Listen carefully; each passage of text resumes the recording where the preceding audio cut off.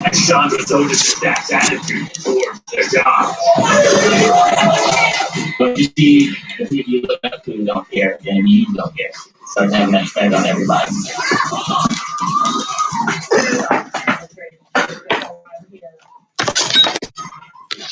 Well, hello, all of you. Happy Monday, and welcome in. The Rob Brown Show's back on your radio. This is ESPN Upstate. How do you do? It's great to be with you again. I am Rob Brown, the great one, Lonzo, back in the network studio, pushing the button, switching the switches, making the show sound as good as it does every single weekday. Tremendous to have you along for the ride once again. So, Monday, the weekend is over. It's time to get back to business, man. How we feeling, sir?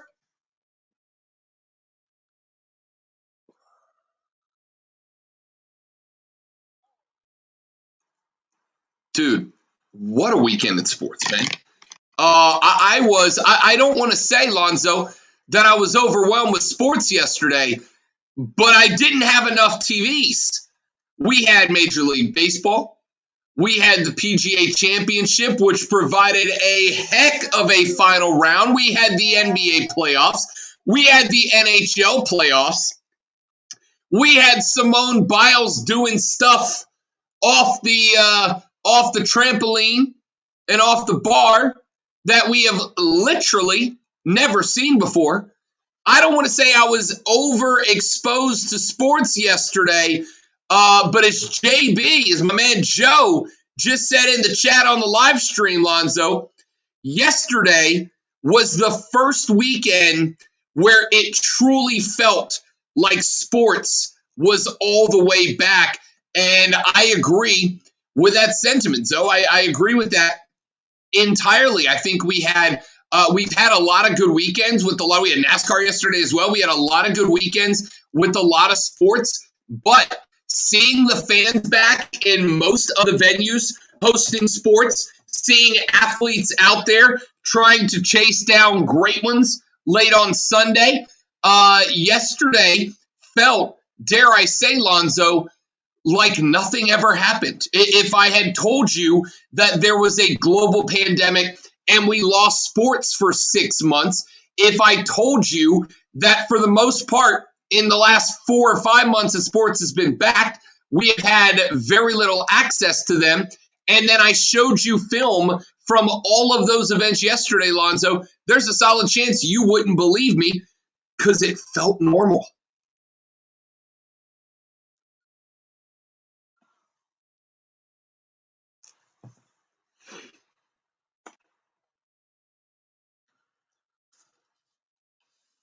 Yeah, I hate to say that I gained a little optimism. I already had a little optimism going into the weekend, but look, by the time last night rolled around, I'm laying in bed at 11 o'clock last night, watching the final NBA playoff game of the night, watching the Grizz and the Jazz get absolutely after it. And by the way, Ja Morant is a man playing a man's game, y'all. After sitting there last night and watching that game come to its conclusion and finally cutting off the old television to call it a night, I already had optimism coming into the weekend, but that optimism grew tremendously. It just felt right. The world felt right, ladies and gentlemen. The world felt right. It felt like it was back to the way it's supposed to be. It really did. It was so good, y'all. It was so good. And we are going to talk about all of it over the next 3 hours of fun and shenanigans. Let's get to it, Lonzo. Let's get this bad boy started. What do you say?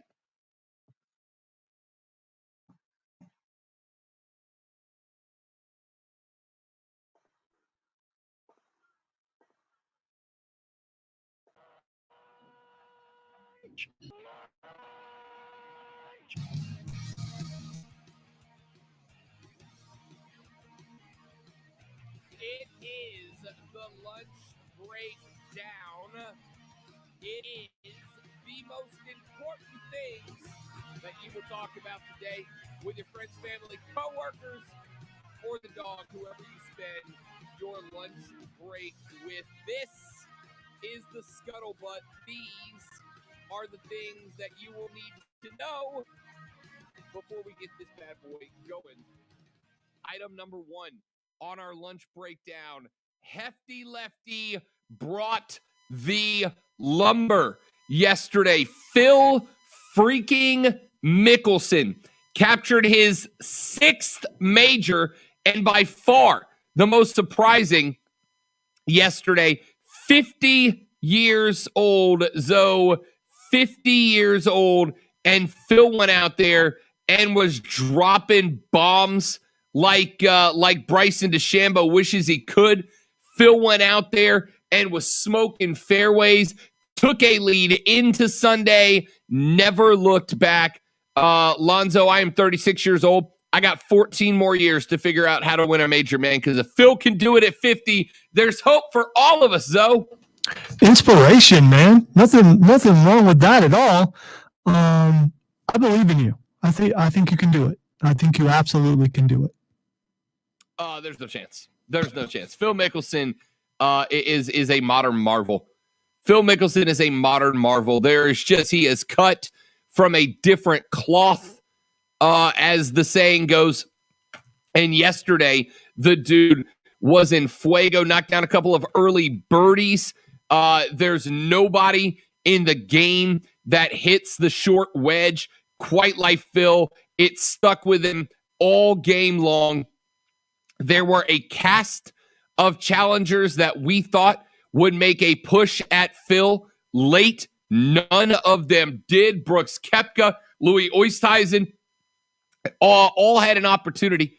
All had an opportunity coming down the stretch, and none of them were able to get it done. Mickelson called it, quote, one of the moments I'll cherish my entire life. I don't know how to describe the feeling of excitement and fulfillment and accomplishment to do something of this magnitude when very few people thought that I could, end quote. Phil is a dude who loves the chase.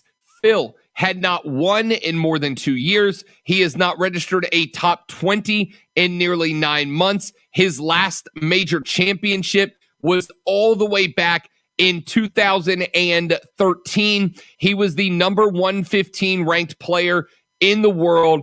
And when it came down to it, when the screws were put to Phil, when he had young guys chasing him down on Sunday in the final round and everything was on the line, dude came up shot after shot after shot. Coming up at 1:35, Savannah Leigh of the Brunswick News, our PGA Tour insider, is going to join us here on the show to talk a little bit about it, and we will break down Phil's win in detail later on in the show. Item number 2, I told y'all it wasn't going to be easy for your Carolina Hurricanes. They walked over the Nashville Predators in the regular season. They went 2-0 to start at home in round number 1.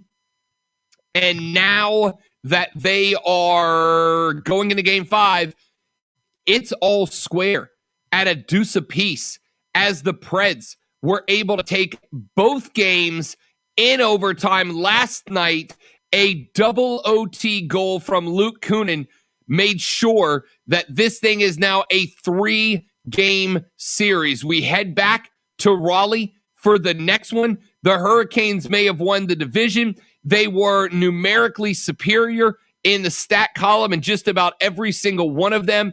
But when it comes down to it, in playoff hockey, all that matters is who gets it done in the clutch. And right now, the answer to that, your Nashville Predators find themselves, after back-to-back OT dubs in the win column, 2-2 is the record as we head back to Raleigh.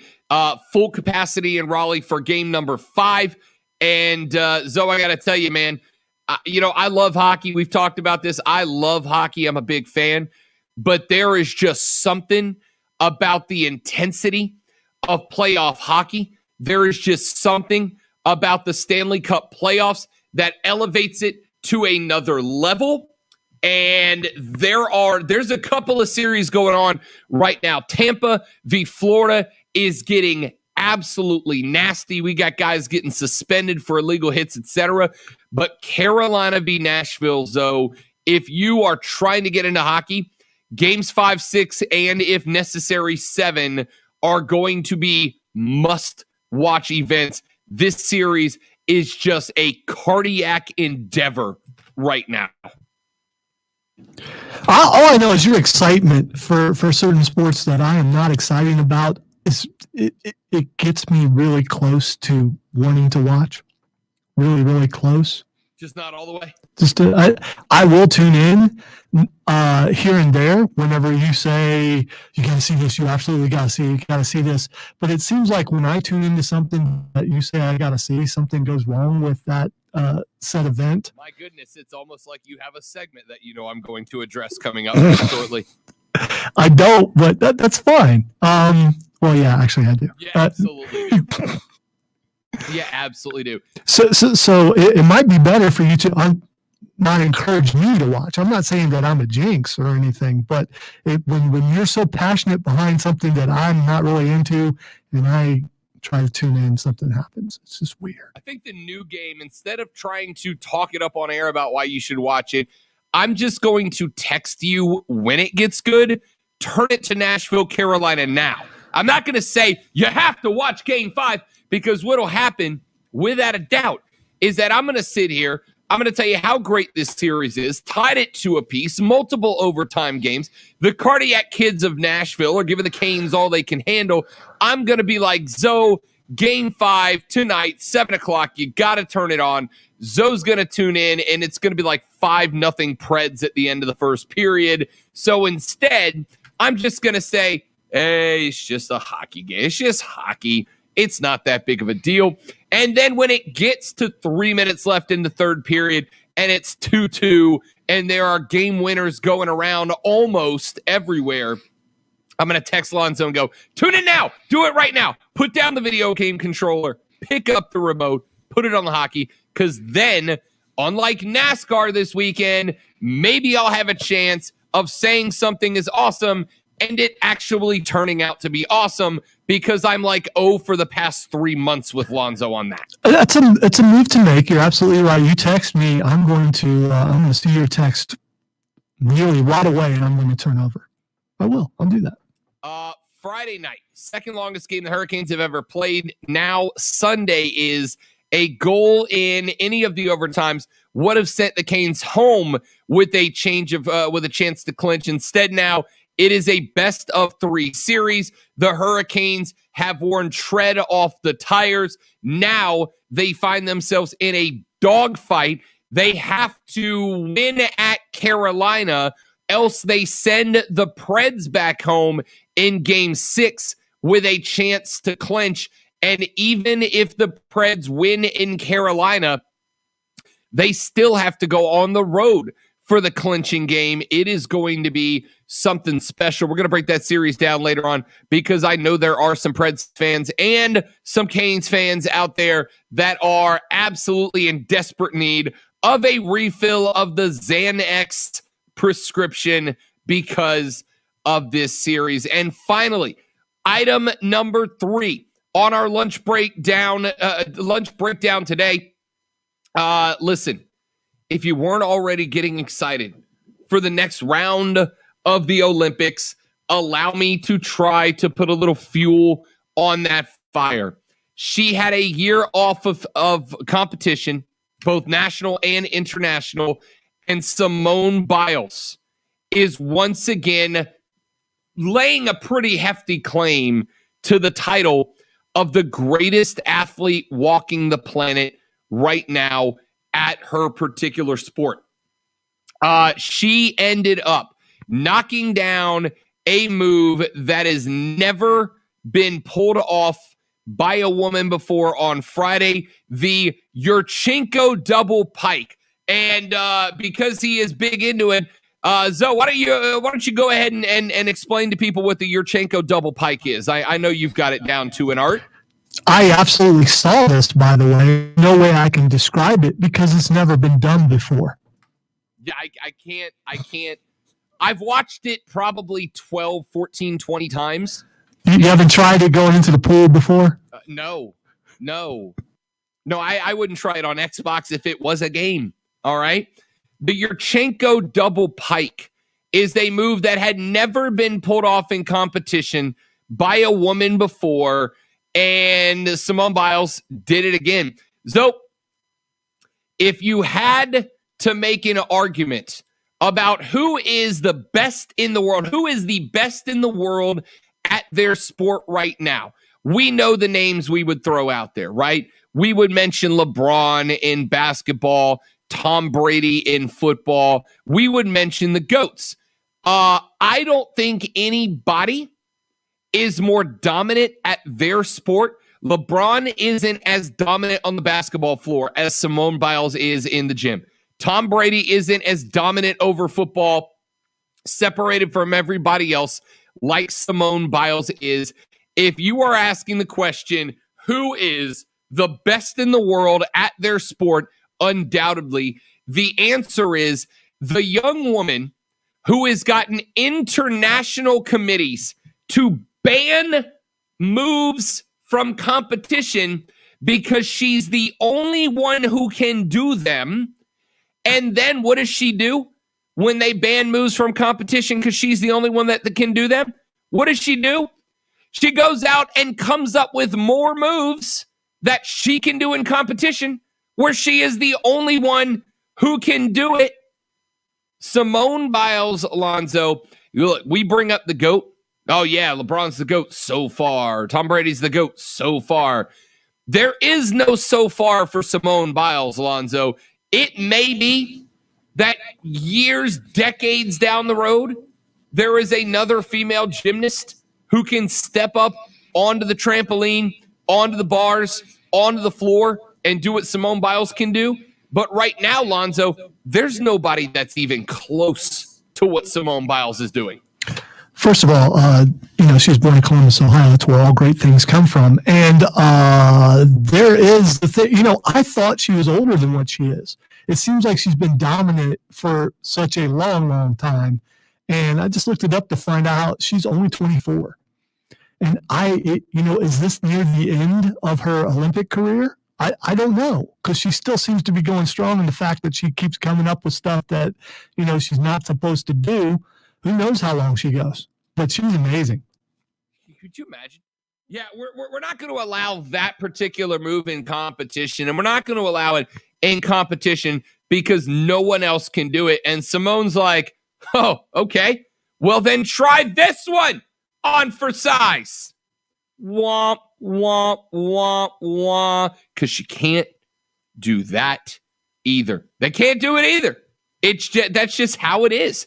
Simone Biles is doing things on the floor, on the vault, in the air, on the ground that nobody else in her sport can do it. Every time they try to ban it because only she can do it, she just goes and replaces it in the repertoire with something else that someone else can't do. Simone Biles is a legend in real time, ladies and gentlemen. You are watching in this young lady something that we will be talking about when Zoe and I are old. All right? When Zoe and I are old, we will be going, do you remember how great it was to be talking about Simone Biles in her prime, because she is legendary? I'm already there. So, I love that when we're old. Old, you're seasoned. Well, at what point are you old? Everyone has I hate to go there, but I'm doing this. Okay, so how old is old to you right now? Because it will change. In your mind, Rob Brown, what is old? Old will be when I cannot do like my regular physical activities anymore. That's when you're old. When you can't play around at golf, when you can't run up and down the street kicking a soccer ball for a few minutes. Once that gets away from you, you're old. Well, you could just be out of shape, couldn't you? Yeah, but that's like part of it. The if you're out of shape is because you got old. All right, I'll put a number to it. For me, it's retirement age. So somewhere between 62 and 65, then you're old. You're not retirement age, Lonzo. Sometimes I wish. 844-477-3776, 844-GSP-ESPN. Text us at 71307. Start your text with ESPN on the Ingles Market text line so that we can read them on the air. Text 71307, the Ingles Market text line. Start your text with ESPN so we can read them on the air. It's going to be a busy day when we come back here in just a moment from right this very second. I did everything I could to get Lonzo to spend some time watching NASCAR this weekend, and it went meh. Was it all the rain's fault? We'll address that when we come back on the Rob Brown Show. Rob Lonzo, it's ESPN Upstate. The Rob Brown Show. Listen on your computer and tablet. Bum.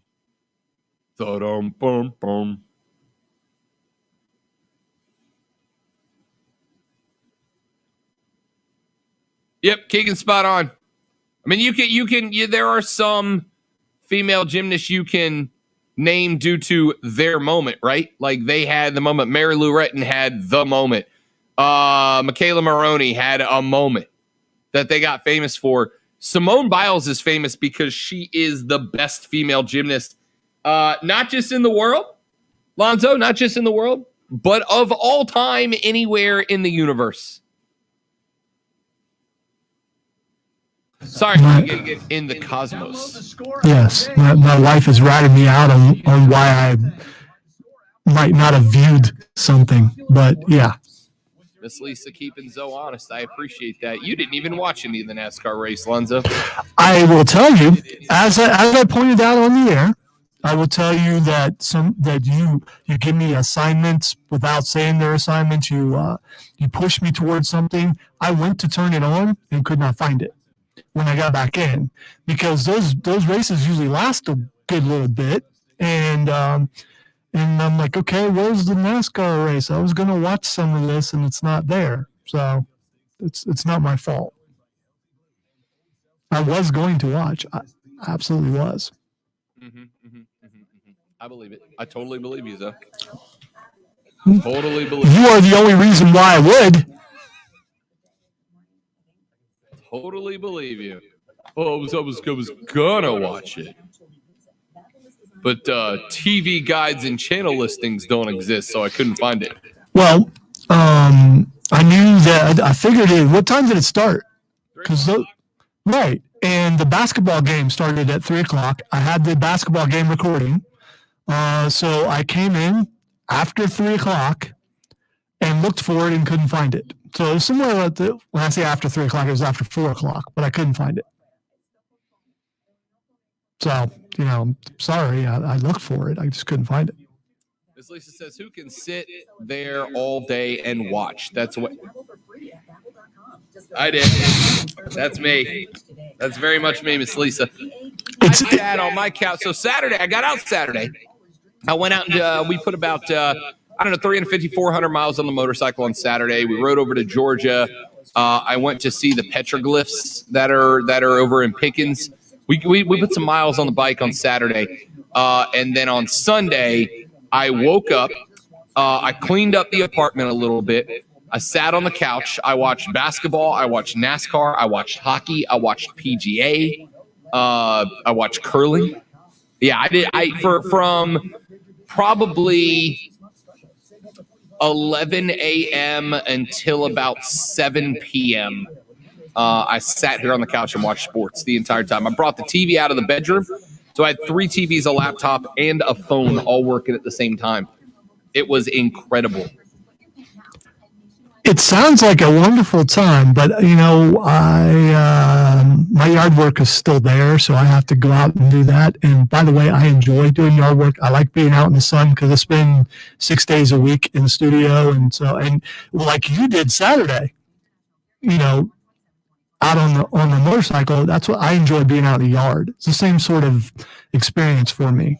Just getting out there and enjoying the sun and seeing my handiwork when it's done and seeing how good it looks, which it does.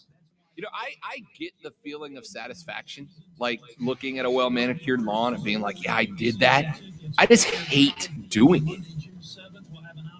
Also, somebody has claimed on Twitter the handle Rob's Grandma Pics. They're not pictures, they're paintings. Thank you very much. All right, those are paintings.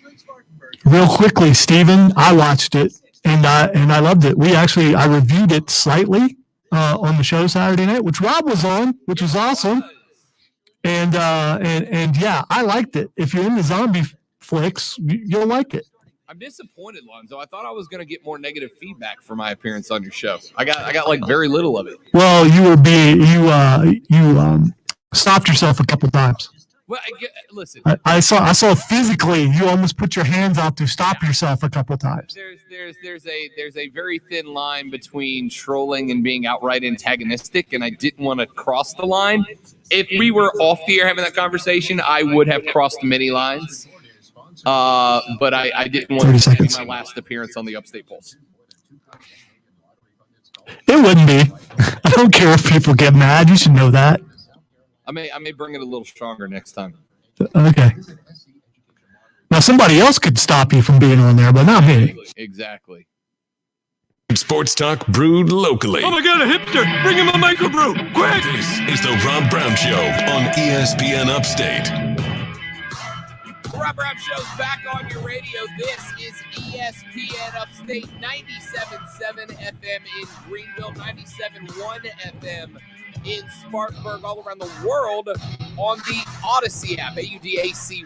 Odyssey is your home for all the audio that matters to you, from news, sports, info, podcasts, entertainment, whatever you're looking for. It's on the Odyssey app, AUDACY. Download it, and you can listen to the Rob Brown Show live all the time.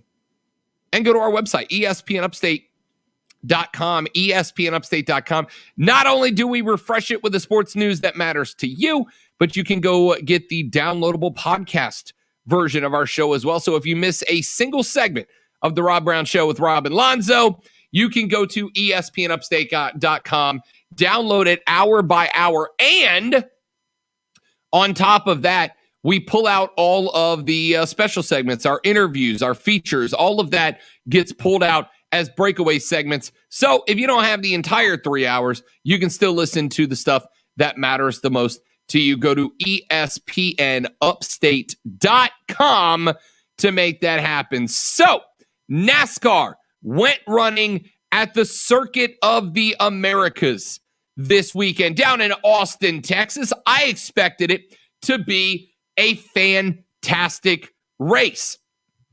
And the potential was there. It is a track that has left and right turns. It is a track that has some very tight corners. We told you a little bit about it. A 166-foot uphill climb at one point that leads directly into a left-hand hairpin turn, into a 90-degree right-hand turn.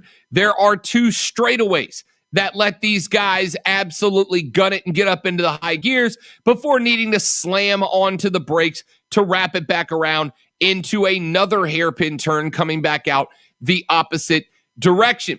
It had everything we needed for a fantastic race. And then I thought to myself, hey, it's going to rain a little bit. It's going to rain. The track's going to be slippery. There's going to be some folks sliding up and down the hills. This has got potential. And then it rained, and it rained, and it rained, and it rained, and it rained. And somebody asked me yesterday evening, because Lonzo was not the only one that I tried to get to watch that race. I had a couple of folks down in the FLA who tuned in to watch that race, because I said, guys, if you're not a big left-hand only kind of race fan, this is for you. Road course, lefts, rights, 90-degree, hairpin, full U-turns. This thing's got everything for you. And a guy texted me, a buddy of mine from back home texted me and said, hey, Rob, I tried this race out for you. I thought it had the potential to be good, and I was bored to tears. Why? And I thought to myself, do we blame the rain entirely on this? Is it fair to blame the rain entirely? And the answer is, Lonzo, yes! Yes, it's fair to entirely blame the rain. Millie Vanilli told us so it must be true. Yes, Milli Vanilli once famously said, blame it on the, blame it on the, blame it on the, blame it on the, blame it on the, blame it on the, blame it on the, blame it on the rain. They said that very famously at one point.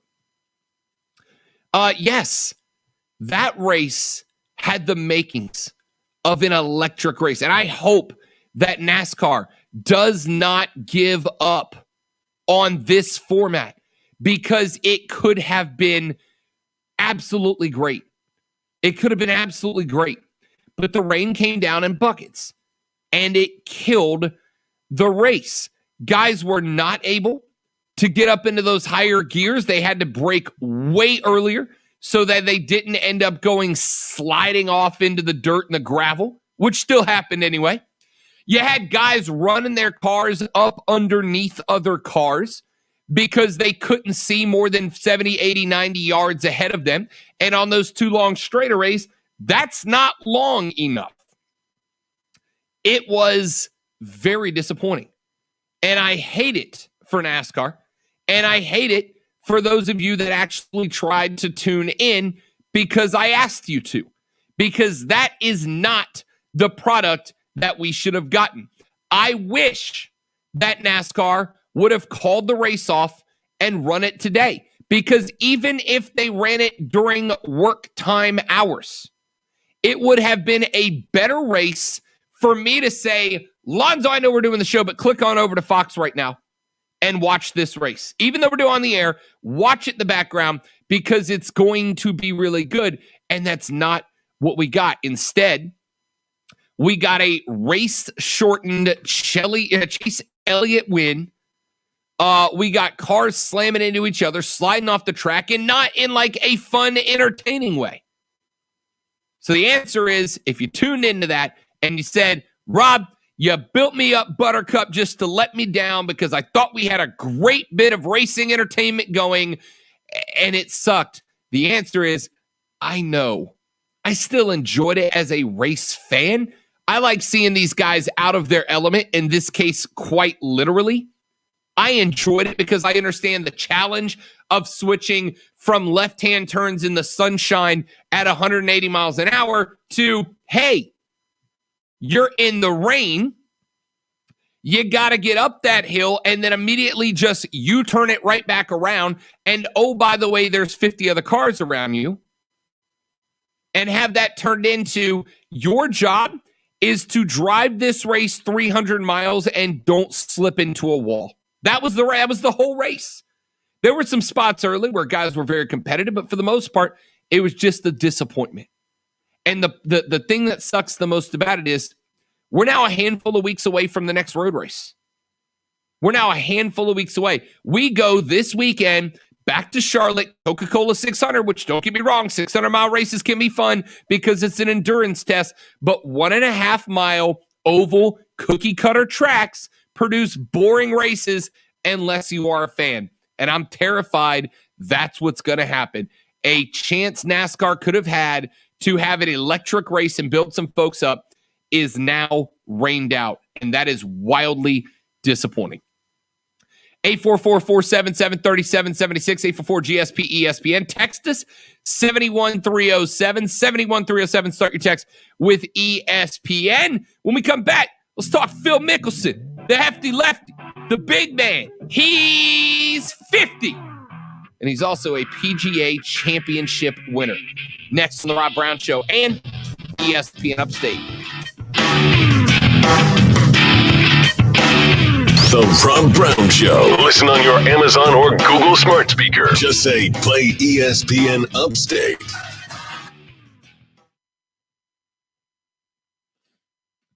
Like that Milli Vanilli impression, though. I've been working on that one for years. The question is, how many people actually got what you were doing?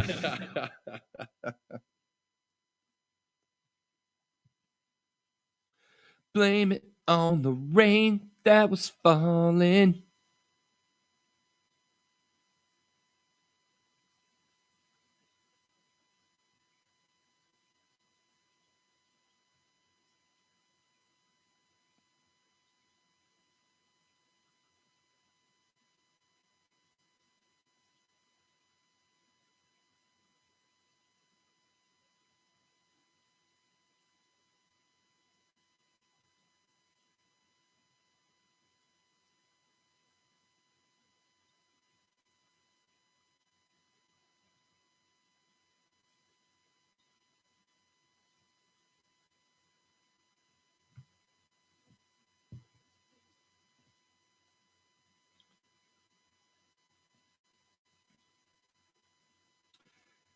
The Zombie Tiger, Keegan, is the Army of the Dead movie. Zack Snyder film that just dropped on Netflix, as Steven has so kindly pointed out. And it is starring Dave Bautista. Yes, that Bautista. It is a zombie slash action slash heist film. We will be getting the review from Lonzo coming up very shortly.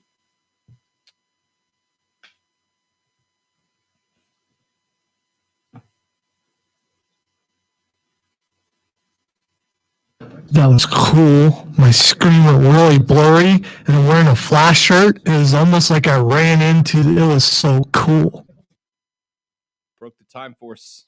Prisma in the next break. Okay.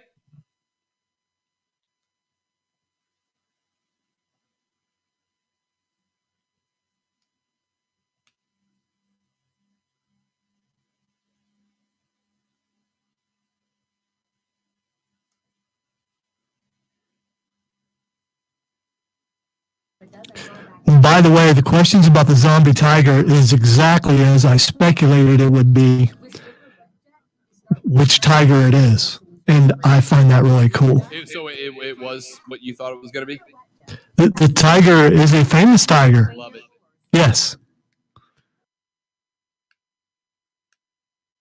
So it's a zombie comedy action heist flick.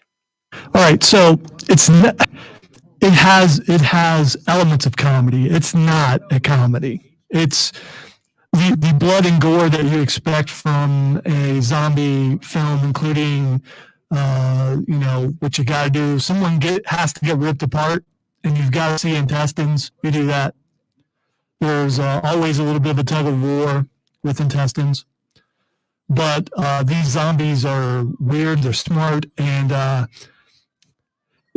it's how it starts is very COVID-like in a way. Starts in the movie. It's a zombie outbreak, which is how the movie starts. So I thought Bautista did a really good job. How on a scale of 1 to 10, how campy was it? I don't know what you can. I mean, I saw was it Night of the Living Dead a long time ago? Not the remake, but the one in the mall. Yeah. The original one, that was campy with the pies in it. It's not. But it was also groundbreaking. Yeah, so it's not like that. Sports Talk every weekday noon to 3. This is the Rob Brown Show on ESPN Upstate. Join us on Facebook stream at facebook.com/ESPN Upstate. Hello, Lisa King, Steven, Josh, and everybody else that's joined us on the stream at facebook.com/ESPN Upstate or youtube.com and search The Rob Brown Show or twitter.com/The Rob Brown Show or twitter.com/Lonzo on Word. You can find the stream at all of those outlets. Conversations in the break span from zombie tigers to Night of the Living Dead to someone creating a Twitter account to mock the paintings that hang on the wall behind me as I do the show, which, by the way, Lonzo, the new background should be up. I'm off on Friday. So if the new background isn't up by this week, by the end of this week, by Thursday for me, Cole Bryson will be filling in for me on Friday then by next Monday, the new background, so that you guys can stop making jokes about the grandma paintings I have on my wall. No, not Monday. No, Tuesday next week. There we go. Right, 4-day weekend. That's why I took vacation. For you, yeah, 4-day weekend. Good job. That I could not remember. I mean, I can. I'm going down to Florida for the weekend. But yes, 4-day weekend for your boy. Let's go. We were promised a banner, and I've been waiting to see said banner and get the And it's going to hang right here behind me. If it ever actually shows up. You could wear it like you were, a boxer. It's true. You could do that. Apollo Creed, but instead of loving America, I love me some me, as there you go. Terrell Owens once said. All right, so Phil Mickelson at 50. He's 50. Remember that old SNL skit? Who was it? Was it Molly Shannon, I believe? I'm 50. Anyway, 50 years of age. Phil Mickelson becomes the oldest major champion in golf history. The dude had been absent from the podium for the better part of a couple of years now. His last major victory was back in 2013. He had not won a tournament in more than 2 years, had not registered a top 20 in nearly 9 months, but he goes out there yesterday and takes away the title of oldest major champion from Julius Boros, who held the record for 53 years. He was 48 when he won the 1968 PGA Championship in San Antonio. The record now belongs to Phil Mickelson, who has always been known as a guy that's been a great short wedge player. Now he's a dude that stands for all that is longevity in the professional game. Tiger tweeted out, quote, "Truly inspirational to see Phil Mickelson do it again at 50 years of age. Congratulations." 3 months after Tom Brady at 43 became the oldest quarterback to win a Super Bowl en route to number 7, Mickelson became the first PGA Tour history, first player in PGA Tour history to win tournaments 30 years apart. The first of his 45 titles was won in 1991. John Rahm said, quote, "He's been on tour as long as I've been alive." For him to keep that willingness to play and compete and practice, it's truly admirable. There were a couple of guys who tried to chase Lefty down the stretch. Brooks Koepka, Louis Oosthuizen both had chances. They were both brief. Koepka was 4 over on the 3 par 5s he faced when the game was still on, closed with a 74. Oosthuizen hit into the water as he was trying to make a final run, ended up shooting a 73. Mickelson on 18 hit 9 irons safely to just outside 15 feet to all but secure a most improbable victory, and thousands of fans followed him down the fairway, engulfed him as he set up for his approach shot and his putt, a scene typically only seen at the Open Championship. Phil came busting through the crowd through chants of lefty, lefty, lefty. They chased him onto the green and into the scoring 10, and it was phenomenal. I will acknowledge that Brooks Koepka was right. I think it got a little out of hand. I think the fans in attendance really kind of stepped over some ground in how close they got. There seemed to be very little security or control of them down the stretch. But if there's a crowd that you can probably trust to do okay in that situation, it's a golf crowd. That being said, the libations were clearly flowing amongst the patrons there at Kiowa, and it was a beautiful scene, man. Be careful. The golf crowd is rowdy. Look out. Who knows what might happen? They may raise their voice. Lefty, lefty, lefty. You, Zoe, need to experience the Waste Management Classic in Phoenix, Arizona, where 16 is effectively a nightclub built around a golf course. It's incredible, and it is a party atmosphere that rivals college football tailgates in terms of their over-the-topness. Sounds like me being there trying to avoid getting vomit on my shoes, and that would be like the entire time for me.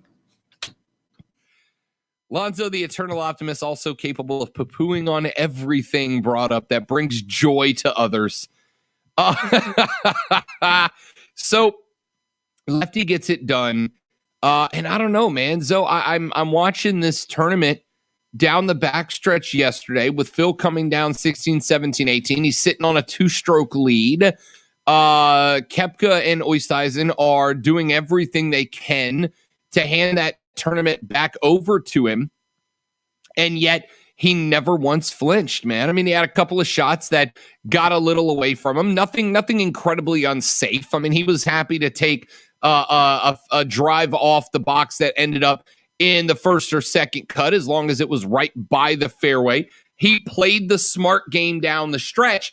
I think that is something that, gets frowned on, right? I mean, a lot of guys, they want you. I want you going for the big shot.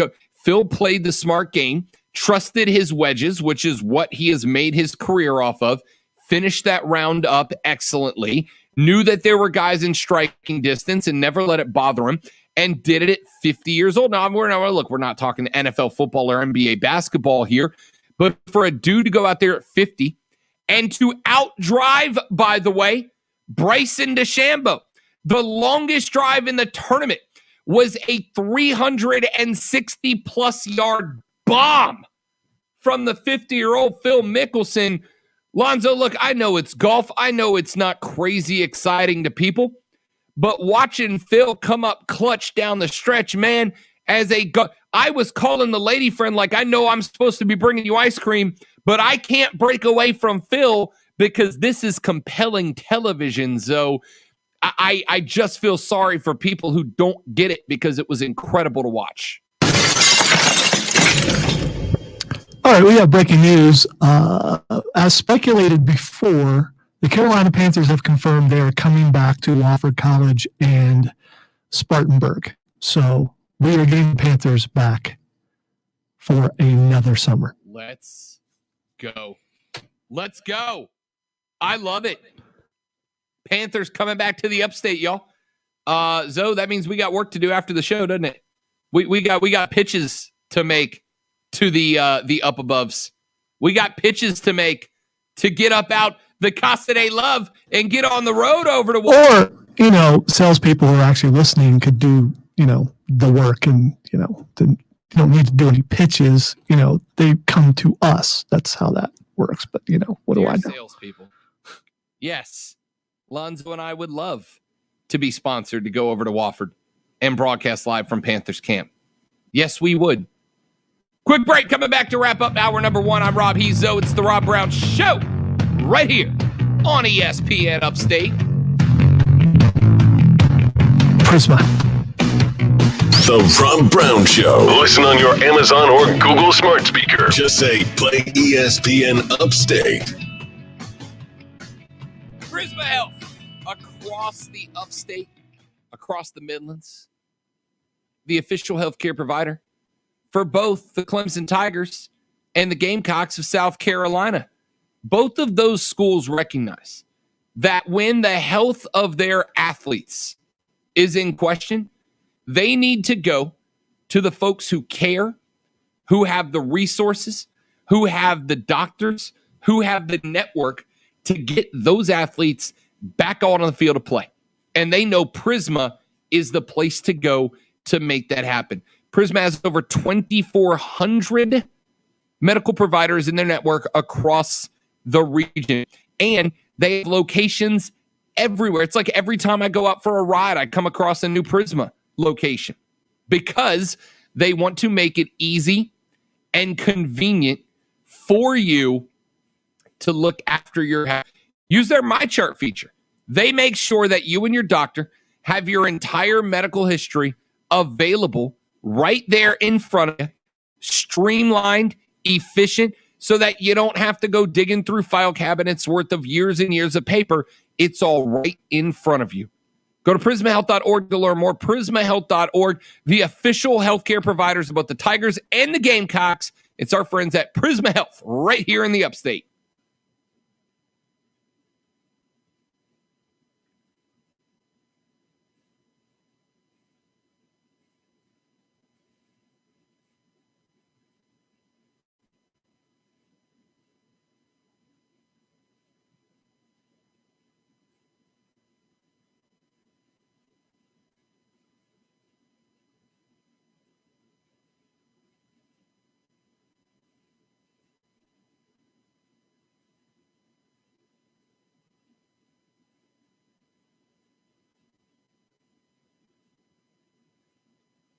It's okay, Steven. Rob would not be allowed to wear the fleur-de-lis anywhere near Panther camp, so we should be all right. Except for, the rumored tattoo that he said last week he had on his back, which I don't want to see. We're trying to do this without knocking the headphones off. Hang on. I don't know if I'm not taking the shirt off on the stream, but golly, I forgot how far down on my shoulder it is. No, you can't. There, trust me. Here, watch. I'll find it. It's not a Saints tattoo, but it is a fleur-de-lis.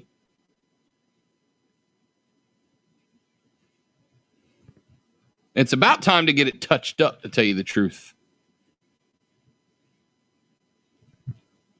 So many things I could say right there. I'm just curious as to the reason why. Because I've had it since right after Katrina. That's it right there. Okay.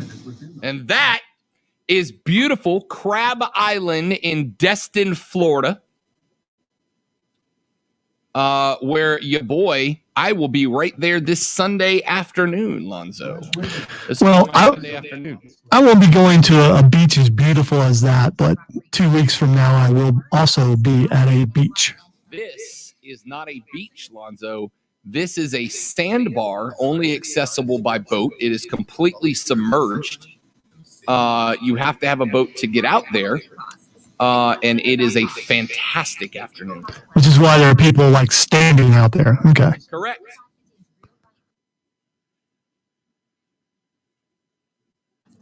Your explanation could be considered haughty and intellectual. I just want you to know that. But is it elitist? No, I don't think you do that when you're showing, a picture of your back. Hey, there's nothing elite about me and the way I'm built. Unless you're like Arnold Schwarzenegger or someone like that. Speaking of which, I watched the Warrior biography last night. Man, that was rough. Yeah, he was a very questionable dude away from the ring. I had a conversation about that with a guy on Twitter the other day about the concept, Zoe, of being able to separate the artist as a person away from his art, right? Like, Warrior was not a great dude, but the Ultimate Warrior as a character was like one of the most influential wrestlers of my childhood. He made it awesome to be a wrestling fan, to be an Ultimate Warrior fan. I just want to correct you on one thing. It seemed like he was a great father. I think he seemed to get it together towards the end of his life. Yes. But the majority of life, most people who interacted with him did not really have great things to say about him.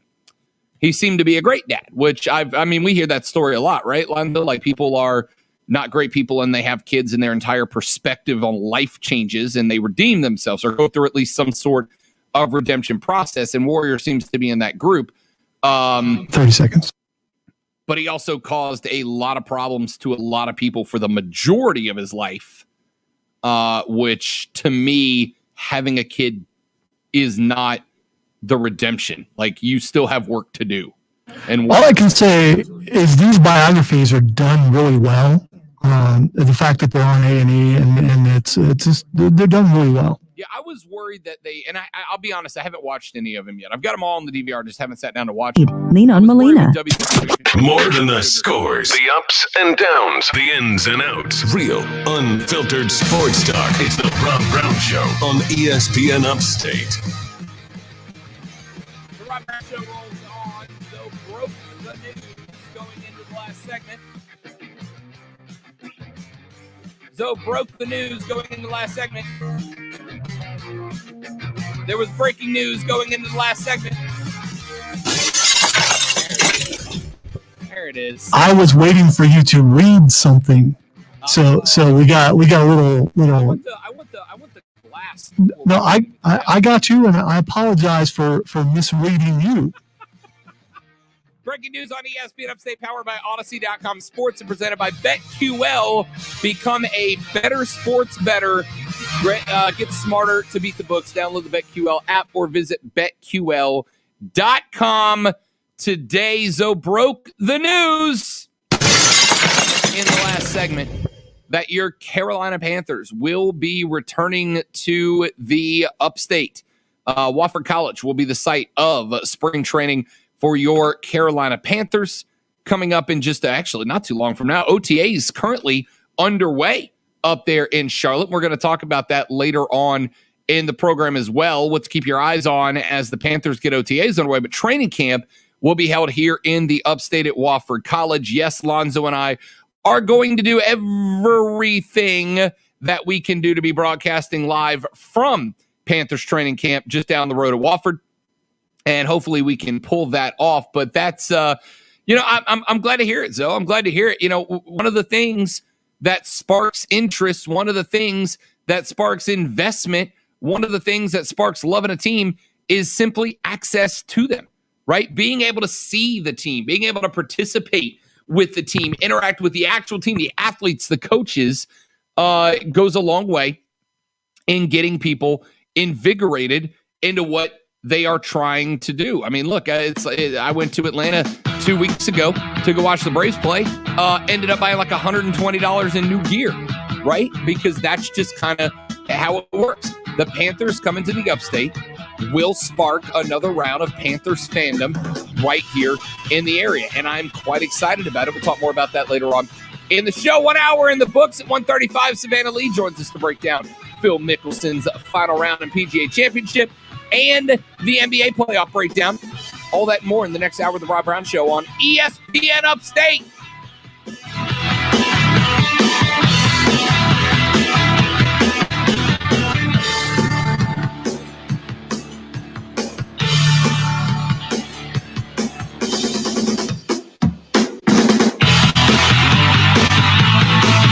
ESPN.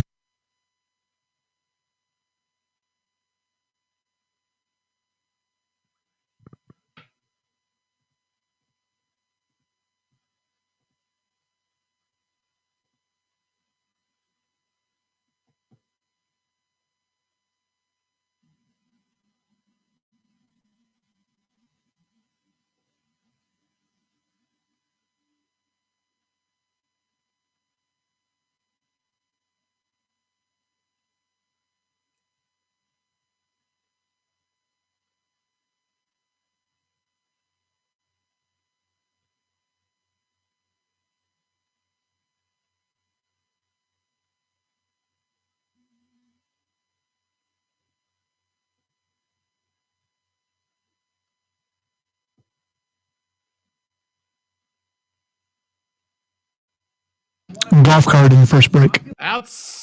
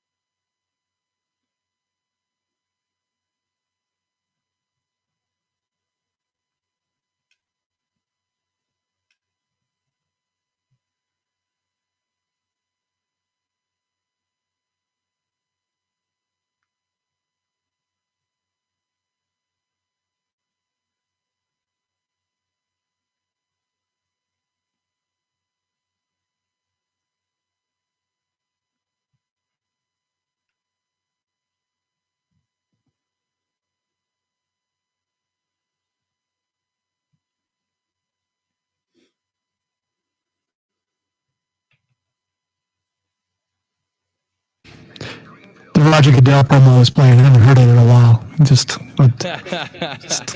so good. It was. Bum, bum, ba, la, la, da, da.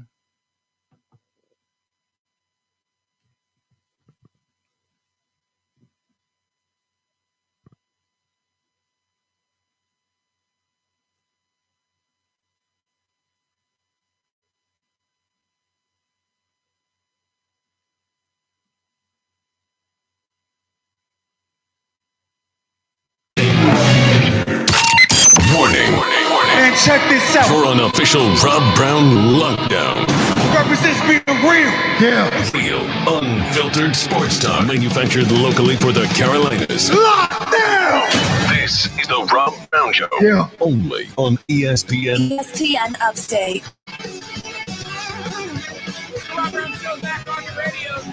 is ESPN Upstate. Hello, Upstate South Carolina, and to those of you listening around the world on the Odyssey app or on our Facebook stream. It is phenomenal to be with you once again. I am Rob Brown, the Breaker Lonzo, back in the network studio in charge of buttons, switches, levers, knobs, gears, pulleys, wheelies, and other necessary apparatuses to get us on the air and sounding as good as we do. Headed into hour number 2, NBA playoffs. Can I just share with you? And I don't think I have this opinion because I am a small market NBA fan, but it doesn't hurt. When the Memphis Grizzlies eliminated the Golden State Warriors last week, knocked Steph Curry flat out of the playoffs before he even got in them, I decided to make a mistake and go scroll through the Twitterverse to see the opinions of NBA fans everywhere. And I noticed something. What I noticed, Lonzo, is that NBA fans as a whole were like, yo, Ja Morant is kind of a dude. He's kind of a stud. Ja was absolutely clutch in the waning minutes of that game and ended up taking the shine off Steph and putting that spotlight directly on himself and the rest of the Grizz. And NBA fans were like, yeah, dude, let's see how this goes. This kid. Man, we all tuned in to watch the Steph Curry experience. We all tuned in to watch Steph bury 11 threes and carry that team on his back into the 8th seed to then go on and try to pull an upset in the playoffs. We're geeked. And then Ja Morant said, no, not today, and Mutombo'd Steph right out of his rightful spot in the playoffs. Then, just for fun, the Grizz went out last night up against the number 1 seed in the conference, Lonzo, and stole a win away. The 8th seed is up 1-0 in the West because of Ja Morant. So the NBA fans were geeked, man. Let's go, Ja. Let's see what this young man can do. And then I started scrolling through the folks who are writers, the folks who are media members of the NBA. And the opinion that many of them seem to have, Lonzo, was we need to get rid of the play-in tournament. Because if Steph Curry isn't in the playoffs, if Steph Curry ain't in the show, then the show is broken. And my response to them, Lonzo, as eloquently and maturely as I can put it, is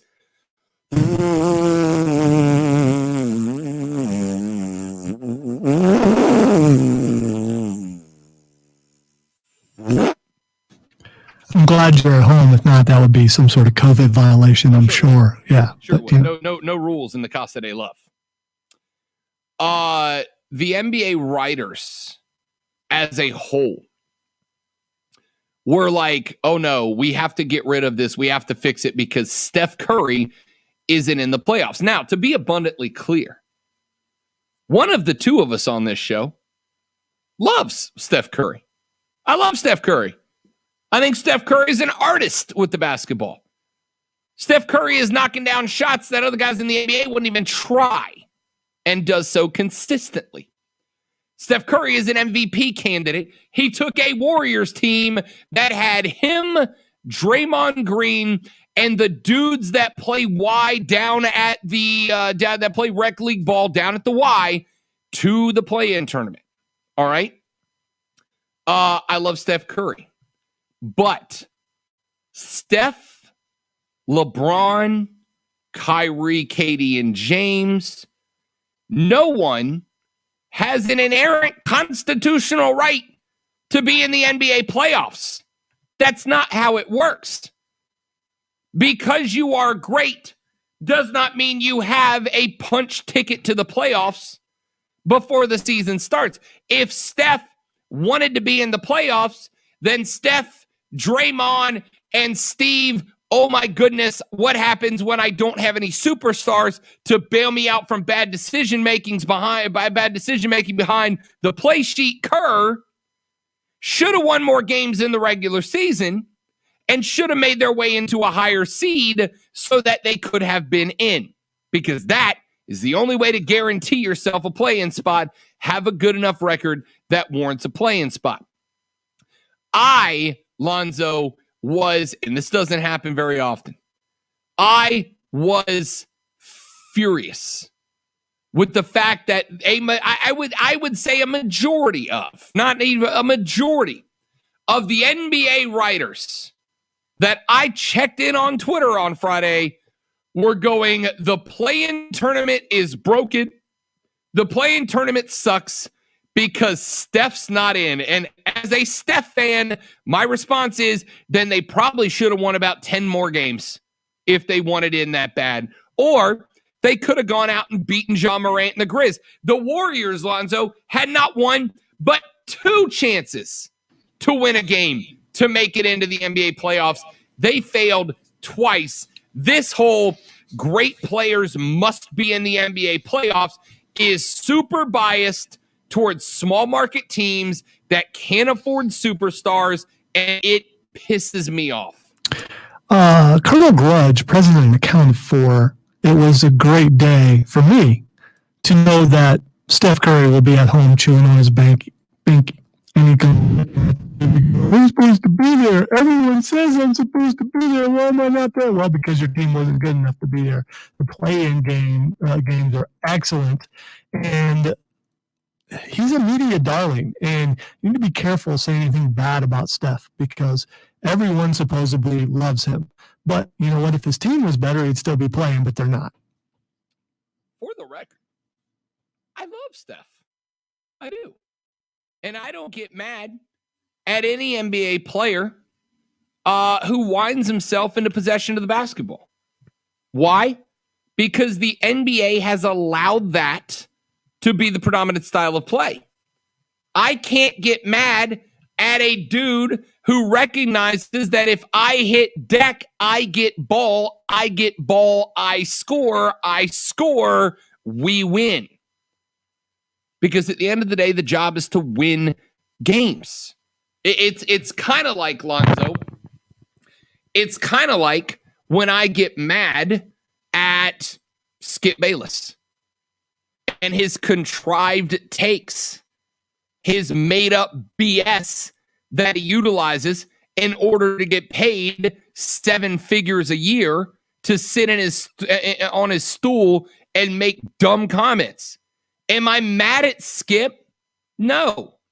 I am mad at the folks in charge who have created a system where the only way to get to the top of the mountain is to ride the hot take express.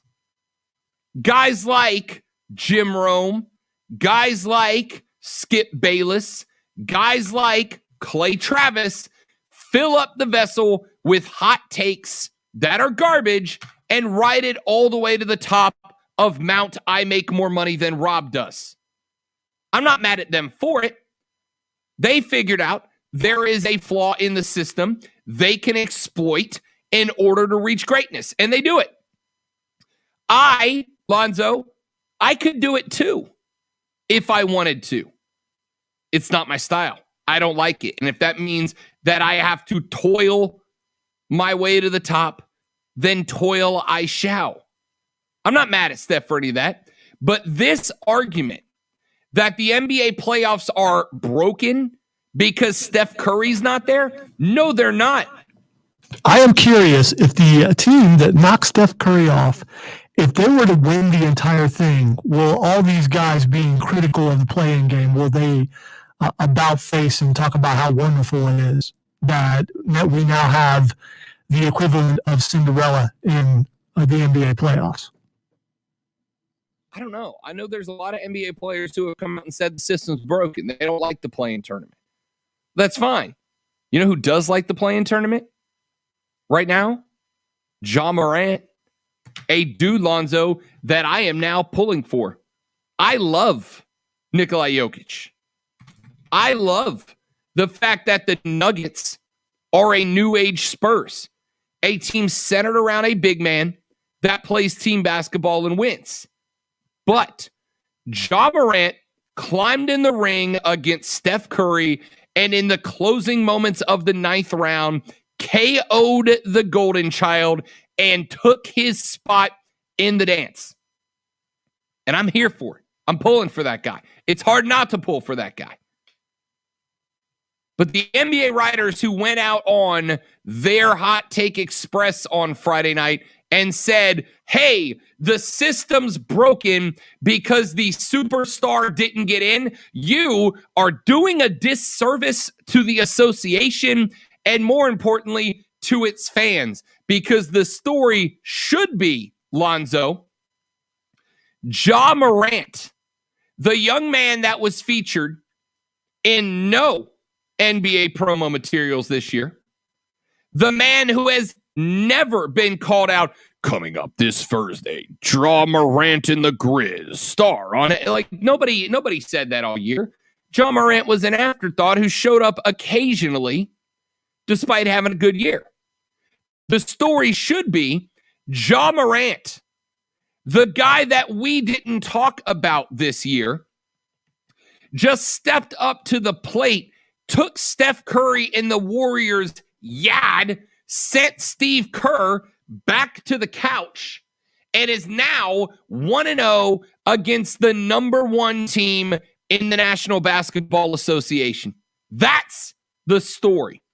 And if you are an NBA reporter, media type, and you are focusing on Steph is not in, despite having not 1 but 2 chances to play his way to the dance, if you are focused on Steph is not in instead of Ja is in, you are doing a disservice to NBA fans, Lonzo, and that is the biggest problem the league has going on right now. Agree or disagree? I agree that is one of the biggest problems the league has going on right now, for sure. I'm sorry, Steph Curry's at home. I can't help myself. The amount of joy you are taking out of that is interesting, to say the least. Yeah, it's a problem, man. It's a problem. Here come the Lakers, right? The Lakers lose in game 1, and the discussion is, where was LeBron? Where was LeBron? That's it. Where was LeBron? As somebody who's followed the NBA and the Lakers for years, let me go ahead and tell you, LeBron is doing what LeBron does in the playoffs. In games 1 and 2, LeBron lets his team find itself. He stays out as a facilitator, and he takes over when the door opens. Now that the Lakers are down 1 to Chris Paul and his sons, Chris Paul and the Phoenix Suns, not like Chris Paul and his children. You know what I meant? Yeah, the guys on the State Farm commercials. Correct. Yeah, not those guys. Now that CP3 and his Phoenix Suns are up a game, I'll set the over-under game 2. Zoe, take it or leave it. Over-under LeBron James points in game 2, I'm setting it at 34.5. Over-under. I'm going to go over, and hopefully all the Lakers in the gym right now, as we speak, working on the free throws. Make some free throws. Yup. LBJ is going to take it. That's what LBJ does. And what happens is you get these NBA writers who write for sensationalism instead of covering the sport. And they don't pay attention to that, to the fact that LeBron always has a slow start in game ones. He shows up when the team needs him to put them on his back, and he will again. Those are the same people who wrote the story after the Warriors got bounced of Steph's not in the playoffs as if that's the story, when the story is Ja Morant is the reason Steph Curry's not in the playoffs. 844-477-3776, 844-GSP-ESPN. Text us 71307, 71307. Start your text with ESPN. At ESPN, Hurricane Jeff says, I agree with you, Rob, 100%. I also think that the NBA has done an extremely poor job in promoting its up-and-coming stars, people who are not LeBron James. Look, as a Bron fan, as a Steph fan, that is correct. And I hope Ja Morant keeps knocking superstars out in these playoffs for that exact reason. Look to the future, baby. It's bright. Put on the shades. Back after this on the Rob Brown Show on ESPN Upstate.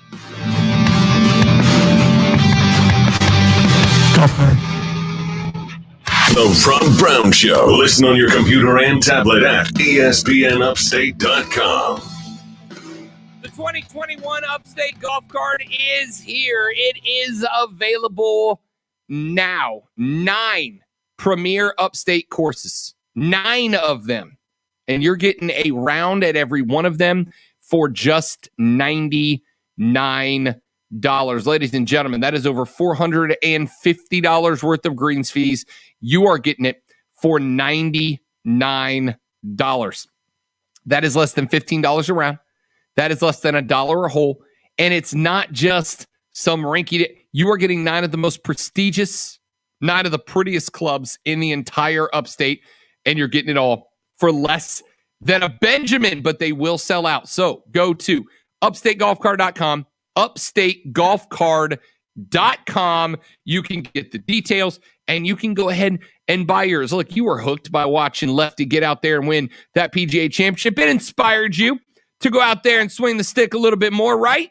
So why not do it with a heck of a deal, literally, in your back pocket? Go to upstategolfcard.com to buy yours. Buy one for Dad for Father's Day. Buy one for your friends. It's a great excuse to be able to get out and enjoy some sunshine. It is the 2021 Upstate Golf Card. AutomotiveMap.com presents your ESPN Upstate Sports Center update, powered by The Score. Do we have a guest here?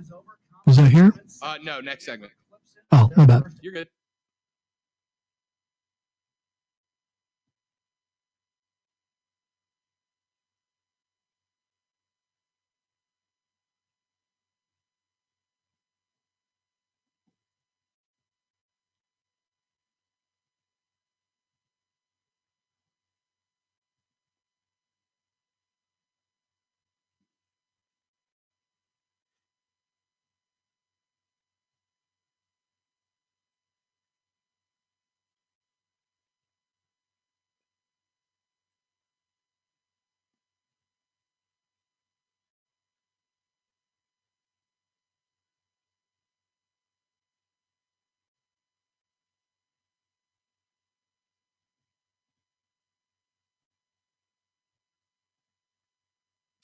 What's up to everybody in the stream? Thanks for hanging out with us.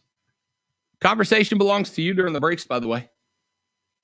Anything you bring up, Zoe and I will talk about. 99% of what you bring up, Zoe and I will talk about.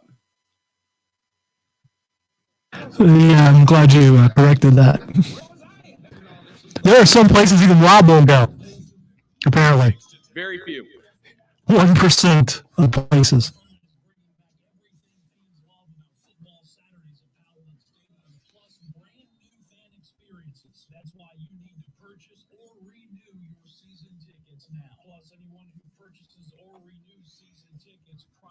And if you like, you could go ahead and send me the number now. I mean, you know. Look at you prepping and planning and whatnot.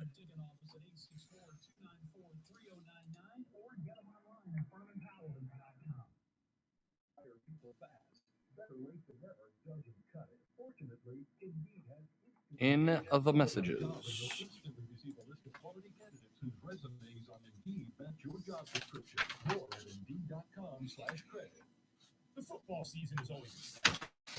I actually went home and watched boxing Saturday night. Did you?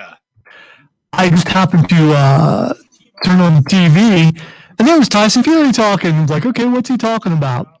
First thing he said, and I have to find the soundbite, was, I am boxing. is what he said. You don't have to find the soundbite, though. Your boys already got it. Okay. Including when he said, I pay people by handing out ass whoopings. And I'm yes. like, oh, let's go. Yes. And so while he's doing this entire thing, then he endorses a fighter. And it's like, okay, I'm watching this. It's it's unifying the belts. It's two undefeated guys. I got to see this. And then the Tartan what? I forget. Tornado. The Tartan Tornado. I don't remember his real name, but he was the Tartan Tornado, and he won the fight.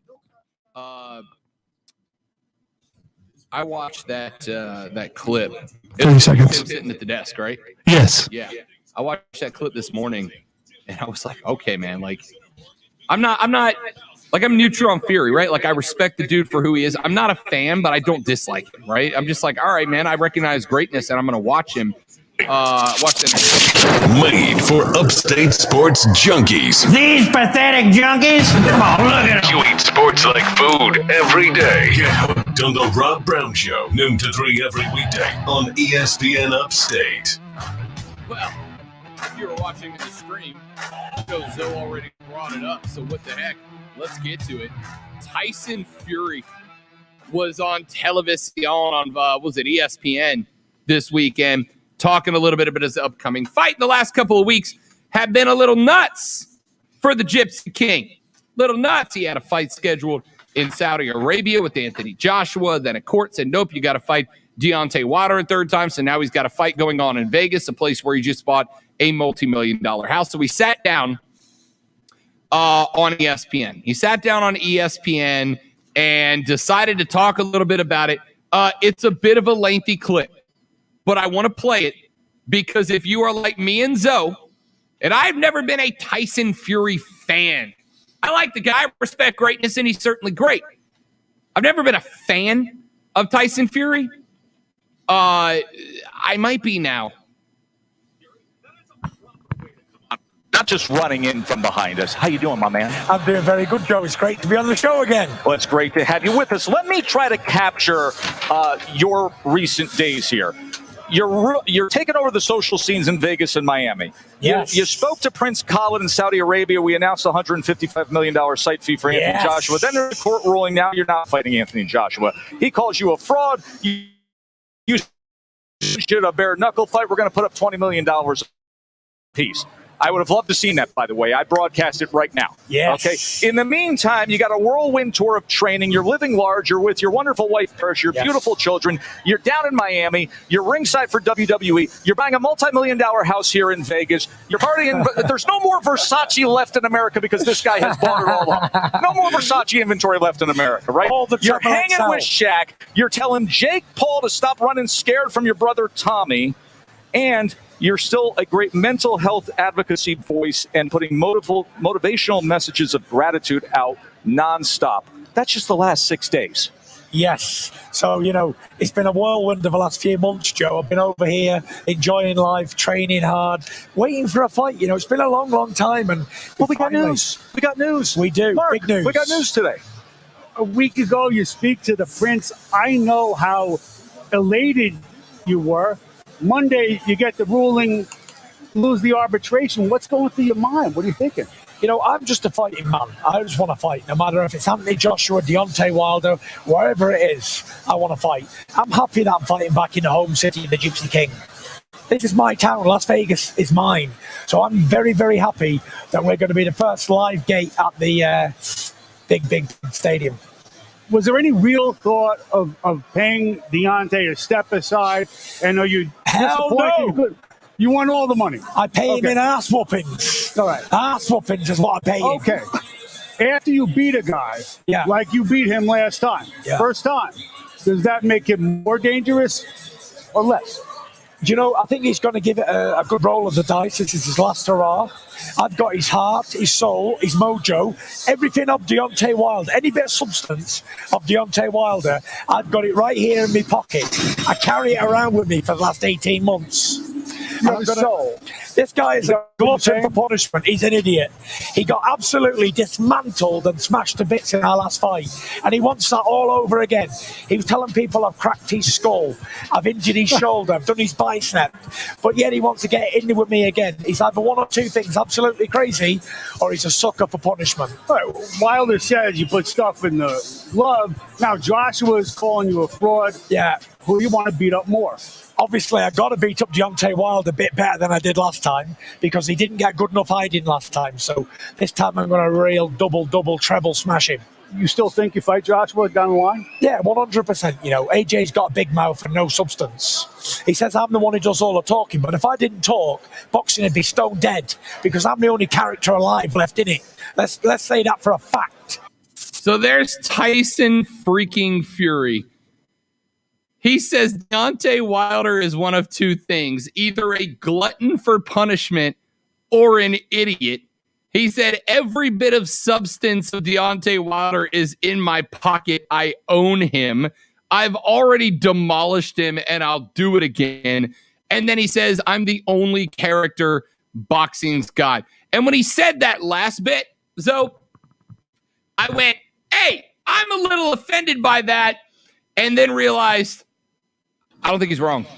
I don't know. Think of who else I would put up in that with him. And Deontay Wilder was in that group until Tyson Fury ripped him apart. Well, I think it was last week we were talking about it. I said he is boxing. He absolutely is. When you think of boxing, unless you are a really big boxing fan, you think of Tyson Fury. You do, because the heavyweight champion has always been the highlight, the spokesperson of all of boxing. It's just almost always been that. You know, Muhammad Ali, Mike Tyson, guys like that, bigger than life, big guys are always the voice of boxing, and Tyson Fury is that. And I love that interview. Like I said, I said this in the stream, I didn't say this on the air. I tuned in after the show Saturday night, and I got home and I saw him talking. So I saw that whole thing live. And he was promoting the bout that was about to happen. I'm like, okay, he's so high on this guy. I'm going to watch it. And I watched the entire fight, which was 12 rounds. I watched the entire fight, didn't turn away once, and was like, man, this is a good fight. This is a good boxing match, something that I haven't seen in a really long time. Two undefeated champions going at it. There were a couple of knockdowns. It was still a fairly close fight. I really enjoyed it. So if Tyson Fury can keep talking, if he can keep boxing the way that he's boxing, if he can keep pointing me towards guys that I need to look at and he's right about, who knows? He might make me into a boxing fan. I love boxing, but I'm not a boxing fan. Yeah, I get it. And Tyson, look, to be drawn, it's like we talked about with the Panthers in the camp earlier, right? To be drawn into a sport, you got to have exposure to it. You got to have somebody that's pointing you around. Tell me right now that Tyson Fury can't do that for you. And this was live on ESPN. Yep. And so you didn't have to get on pay-per-view. How many more people out there like me just tuned in and went, oh, okay, yeah, maybe I'll stick around and check this out. This guy, as long as he stays on top and stays, well and everything, he can bring people into the sport and get people to watch it. Now, when you get people to watch something, the sport has to deliver, and they did that Saturday night. Yep, absolutely right. Absolutely right. That was the argument we had about NASCAR earlier, remember? I said, here's the thing. And I was thinking about that when I was saying that. NASCAR had an event this weekend that attracted a lot of attention. A lot of folks who like racing, Indy, F1, etc. A lot of guys that watch racing said, okay, NASCAR guys are going to try to turn right this time. Let's see how that goes. And then the event just did not go well. And a lot of those guys were willing to give it a shot because the next time a road course comes up, they're going to go, I already tried it with NASCAR. I'll just watch the F1 race this weekend. I'll watch the IndyCar race this weekend. And they'll be perfectly happy. Tyson Fury delivers. I'll give him that. He delivers. Now, I don't necessarily agree that it's always only the big guys. I think the Floyd Mayweathers and the Roy Jones Jr.'s of the world did a great job in their golden days. Oscar De La Hoya of pointing out that there are some lightweight guys that can go out there and put on a damn show. But right now, Fury said, I am boxing. I'm the only character it's got. My question is to boxing fans, from a boxing fan, tell me who makes him wrong. Name the dude that is a character outside. Now, if Deontay Wilder beats Tyson Fury, now we've got two. Anthony Joshua is on his way up, but I think he needs that big prize fight to put him there. But right now, today, it's hard to say he's wrong, and that's from somebody advocating you watch Fury Wilder, advocating you watch the winner of that match fight Anthony Joshua. Let's take a break. When we come back, Savannah Leigh of the Brunswick News joins us. We go from one extreme to the other, from boxing to golf. Talk Phil Mickelson's PGA Championship victory next on The Rob Brown Show. This is ESPN Upstate. The Rob Brown Show. Listen on your Amazon or Google.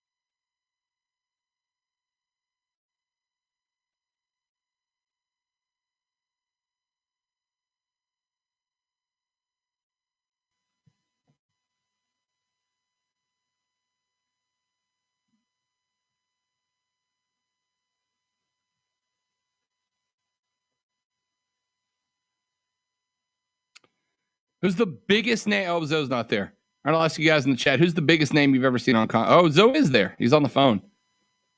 Setting up the guest that I scheduled correct. I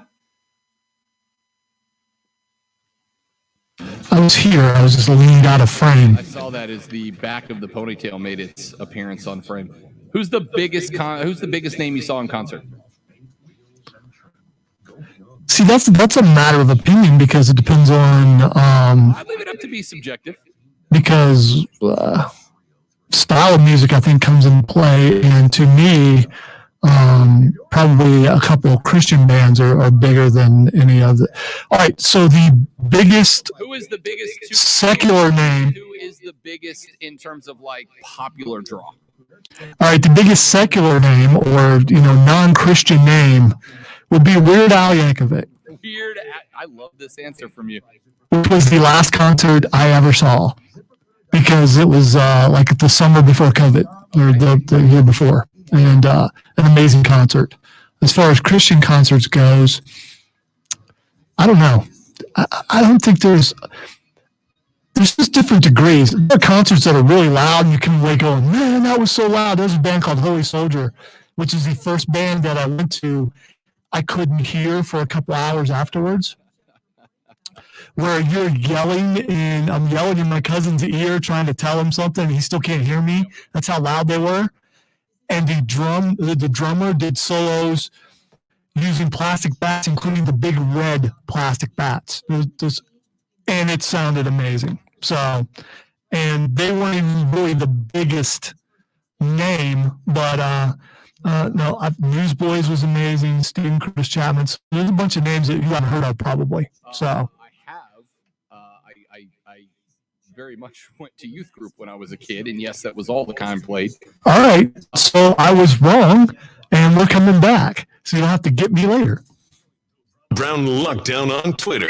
Tweet at The Rob Brown Show on the Upstate Sports Leader, ESPN Upstate. The Rob Brown Show back on your radio with ESPN Upstate. To the phone lines we go to welcome in a friend of mine on and off the air, our PGA Tour insider for the Brunswick News. She is Miss Savannah Leigh joining us here on ESPN Upstate. And Savannah, I don't know about you, but I needed a nap yesterday after Phil Mickelson got done. I do know why. I know a lot of reasons why. But, dude, I was so over-emotionally invested in Phil. He decided a couple of times down the back stretch to go full send. I'm like, Phil, par is fine, man. Brooks is giving him back. Louis giving him back. Par is fine. And Phil's out there flying 366-yard bombs in the middle of the fairway. Were you like me? Was that like an emotionally taxing event to watch Phil come down the back nine on Sunday? Oh, it was. But, if you're not fully engaging the caps, are you even getting to witness Phil Mickelson at his greatest? Engage the caps, hit bombs all day. I loved, because look, it's been 2 years since Phil's won. It's been 9 months since he was top 20. It's been 7 years since he won a major. It was just kind of fun to be scrolling Twitter, Savannah, and seeing all these people get introduced to the personality Phil. Because let's be real, Phil on Saturday and Sunday on the course was showing a remarkable lack of personality compared to what those of us who know and like Phil show. So for people to start getting to meet Cavs and Bombs Phil as they were watching this stoic dude in all black with the oversized aviators that probably cost more than my car try to win a tournament, it was just fun to watch people fall in love with Phil Mickelson and his 50-year-old behind out there winning a major and putting the young men on notice. I absolutely loved every minute of it. As the crowds grew, like more excited than I got, because I was just like, oh snap, we're fixing to have a moment. We haven't had a moment since, Tiger won his Masters in 2019. So I felt like, oh my gosh, like here comes another moment. And sure enough, like they lost all control. They, as in the volunteers and the sheriff's department, like they were down the middle of the fairway.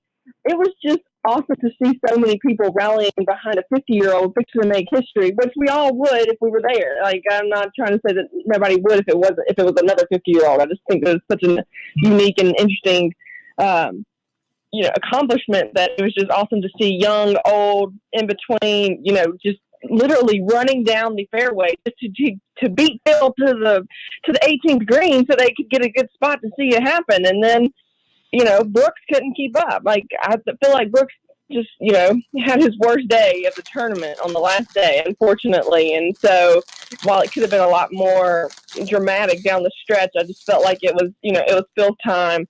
Phil handled it with grace. And I kind of like seeing a little bit more serious Phil, because that allowed him to concentrate. And that's one of the things he said that he was working on. So while I love Full and Phil the Thrill, like, I like the serious one too, because he made things happen. It was, and here's the thing, it never got uninteresting, right? Like there wasn't a point where it was inevitable. I mean, Phil took a 2-stroke lead on to 18, and we watched 18 chew up and spit guys out all weekend long. And all it would have taken is for Phil to hit one of those classic shots where shot number 2 is coming off the hospitality deck in the grandstands to level this thing out.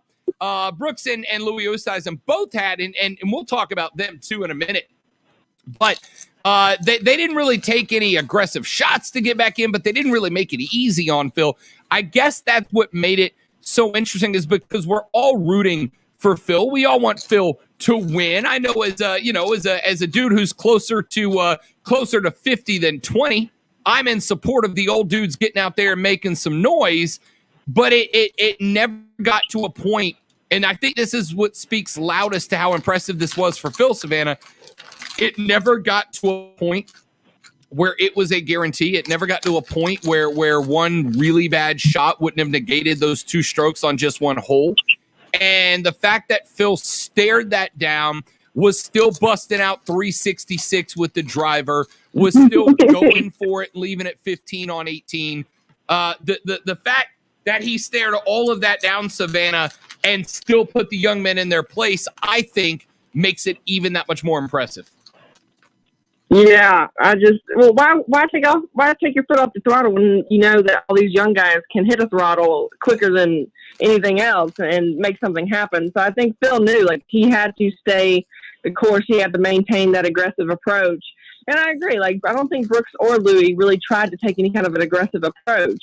And I think that's what ultimately allowed Phil to continue to do so. And, you know, I absolutely, like I said, I lived for it. I was enjoying every single moment of it. You could just tell. It's like he's been there before, which he has. And you hadn't seen that Phil in a really long time. And so I couldn't get enough. I was glued to the TV the entire time. And that is what Championship Sunday, Major Sunday, whatever you want to call it, it's supposed to be about. Like, those moments of not knowing until the very last hole whether or not you're going to have one champion or another champion, and that's what it's all about. Like, I feel like it's been kind of flatlining lately, and I've enjoyed it regardless, but something like this is what golf needed, and it's so good for the sport because it just shows, like, you just put a little extra work in, like Phil said, you can make it happen. I've been doing calf raises since last night, Savannah. It's explode through the calf and hit bombs. No, and that is, we talk about Phil, but as we've both mentioned, Louis and Brooks, I mean, I got to tell you, I like Brooks Koepka. I've always liked Brooks Koepka. He's a kid that played his college golf down at Florida State. I got the opportunity to actually see him play in person once during that run when I was broadcasting down on the Panhandle. Watching Brooks Koepka lean down over putts yesterday was nothing short of an adventure, right? I mean, there were some that, I don't want to say they were gimmies, but a PGA Tour professional flirting with the lead in a major championship has got to knock down these putts, and it was just an adventure. Louis could have made that tournament even closer. He ends up finding the water on 18, and look, 18 ate a lot of golf balls over the weekend. We know that. It was a tough hole to play, but I wonder how much of that was these guys in their own head because it's a major. And I wonder how much of it was these guys looking at Phil Mickelson not giving anything away and having to try to overcompensate for that. Probably a little bit of both. I think Brooks was just Brooks was going through that kind of moment in the round where regardless of what you have, you can't find a way to get it in the hole when you want it to. And so he struggled, but, those last 2 birdies, I think on 16 and 17, gave him a little bit more momentum. But Phil, like I said, Phil never gave it to him. So I think he was trying to overcompensate, but I don't think he had anything left in the tank. He may say that he, felt good and his knee was good, but then, in his post-presser, he was like, somebody hit my knee more than once in that big old crowd. And so I'm just like, are you saying that? I firmly believed him after watching the press conference that someone tried to do something, but it's also like, really, dude? Like, why would anybody do that? And it's a big crowd, so you really can't tell if someone did it on purpose or whatever. But I think it was probably hurting him a little bit more than he wanted to admit. And so that could have been a part with him. And then Louis, I just think Louis ran out of holes. If Louis had a couple more holes, who knows what would have happened.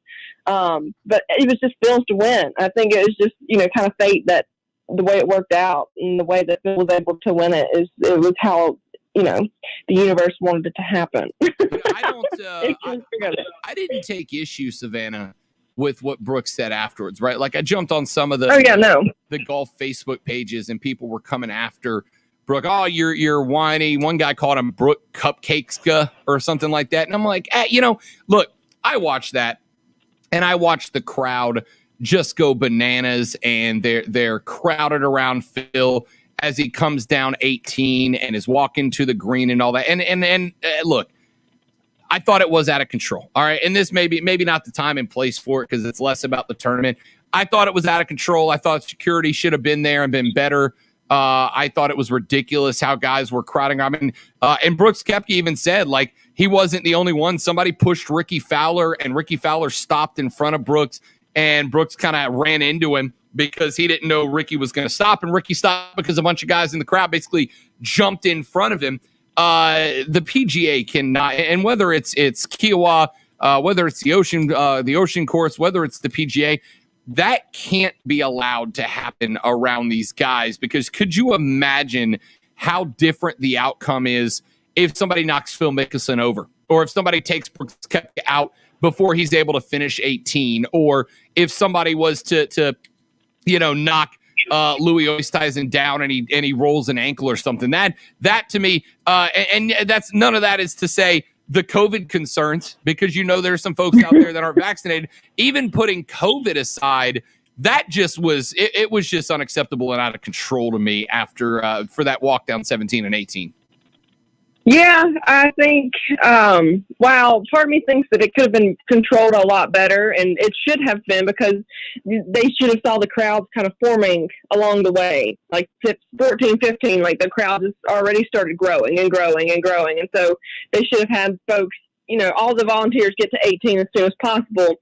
And, but the other side of me is like, they managed it a lot better than it could have been a lot worse than it was. Like you said, it could have caused an injury. It could have caused, whatever. But like, it could have probably been worse than that. I mean, they could have ran Phil over and Phil, who knows? And so the fact that they were able to kind of hold off enough to allow him to get there and stuff, I enjoyed it, because it was just kind of like one of those once in a lifetime moments. All I remembered, was seeing Tiger coming up, the 18th or whatever, with that big old crowd behind him. But they had him behind, those people behind the ropes. These people were going nuts, and I'm so torn, because I love stuff like that, but at the same time I agree, because you don't want any kind of injury, especially on the last hole, the last day, when you want to be able to enjoy every single moment of it. And so kudos to the cops and stuff for allowing them to not get hurt, but got to do a better job of having that security there, and we got to do a better job of teaching people to know when to do stuff like that and when not to do stuff like that, because I feel like Samantha Marks, who is a golf personality on Twitter, said it best. It's like people storming the field at Clemson before Clemson even wins the game. Like, it's kind of redundant and pointless. So, we just got to remember our golf etiquette. Savannah Leigh from the Brunswick News joining us here on the Rob Brown Show. All right, one more. I got about a minute left, Savannah.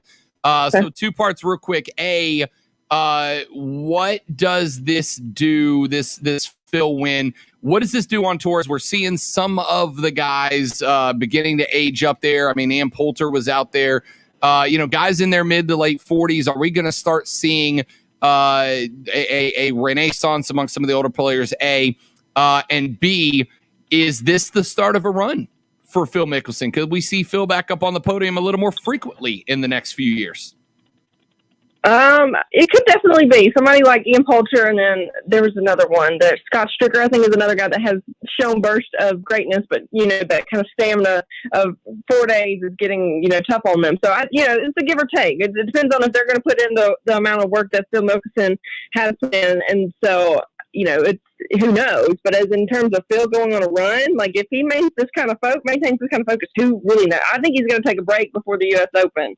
But in my head, the U.S. Open is what he is all focused on, and it is a weird year, so who knows what could happen. I kind of want to see him, complete that Grand Slam just while Tiger's on men. So let Phil have his great moment, and it be about him. Savannah Leigh is from the Brunswick News. She joins us here almost every week on the Rob Brown Show to talk a little golf. Savannah, tremendous job this weekend. What a great tournament it was. Looking forward to more of it. Getting you back on soon, girl. Let me know. Keep me updated on that other thing. I will, for sure. Thanks, Rob. Talk soon. Always. Savannah Leigh. Follow her on Twitter at SportsGirlSL. SportsGirlSL. Back after this on the Rob Brown Show to wrap up Hour 2 on ESPN Upstate.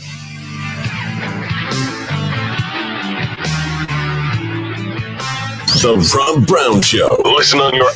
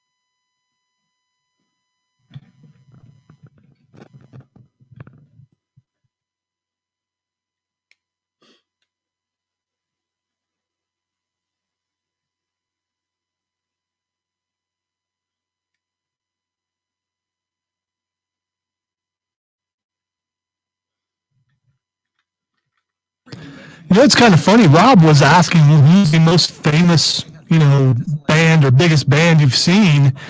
And I started thinking about it during that interview. Other than Weird Al, Rob, the last band that wasn't a Christian band that I saw was Club Nouveau back in the 1980s. Oh, Lonzo, we got to get you out of the house. Well, I don't go to. One thing about a Christian concert is you know what the environment's going to be like, and you know that you're probably going to be pretty comfortable in it. With those others, if I go to a Metallica concert, I'm probably not going to be real comfortable. Doesn't mean that I don't like Metallica. I mean, they're all right. They're not my favorite, but I am going to be. I'm not going to be able to go there and feel and enjoy the music so much because there's going to be so many things going around me that I'm just not into. All right, sincere question. And I thought about this because next week or the week after, unfortunately, I thought opening day for the Spartan Burgers was on Wednesday. It's on Thursday, which is the day I leave to go back to Florida. But I've already talked to our new buddy Casey, and he's going to hook us up with some tickets for next week. Okay.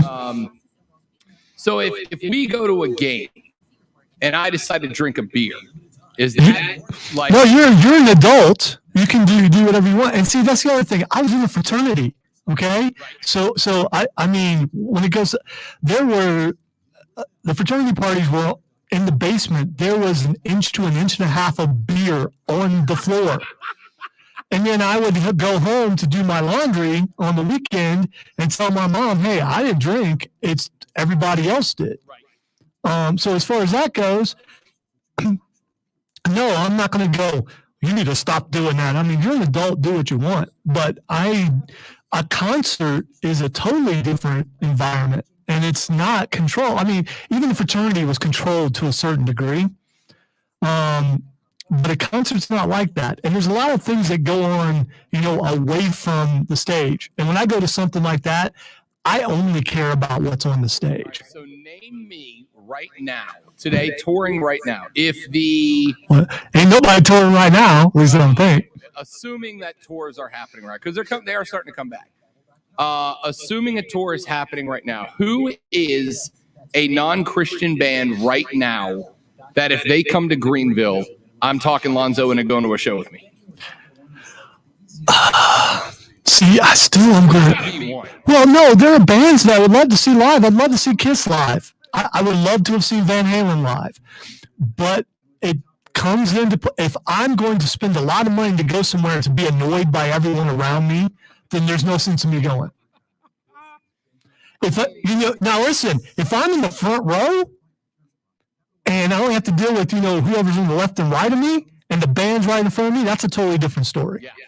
I've seen Kiss 3 times. Their shows are not like wild. Well, like in the crowd, like they're Kiss fans. They're over the top, but it's not like wild. I did see Metallica one year. I saw them down. 20 seconds. That show was nuts. Loudest show I ever saw was AC/DC. I couldn't hear for 2 days after I saw AC/DC, and it was worth it. Who needs long-term hearing? He's not messing around. Real, unfiltered sports talk on the Rob Brown Show, ESPN Upstate. Thank you to Savannah Leigh for joining us here on the Rob Brown Show. A couple of comments on the chat live stream. My buddy Joe says they needed the same police detail that surrounds Dabo after a Clemson game. Do they rush the field after every game? I mean, I've seen it a lot, but I didn't know if I was at every game. At Dope Money 81 says Phil is definitely feeling it right now. I look to see him a lot more at the top of the leaderboards. I hope you're right. Joe says Phil was 100% motivated by him needing the exemption to the Open. He's only focused on that. Yeah, I think you guys might be right. All right, when we come back, I got a no favorite Stone Cold Killer in the NBA after last night. I'll tell you who it was, and a despicable act by a respectable journalist in sports. I'll tell you who when we come back on the Rob Brown Show on ESPN Upstate.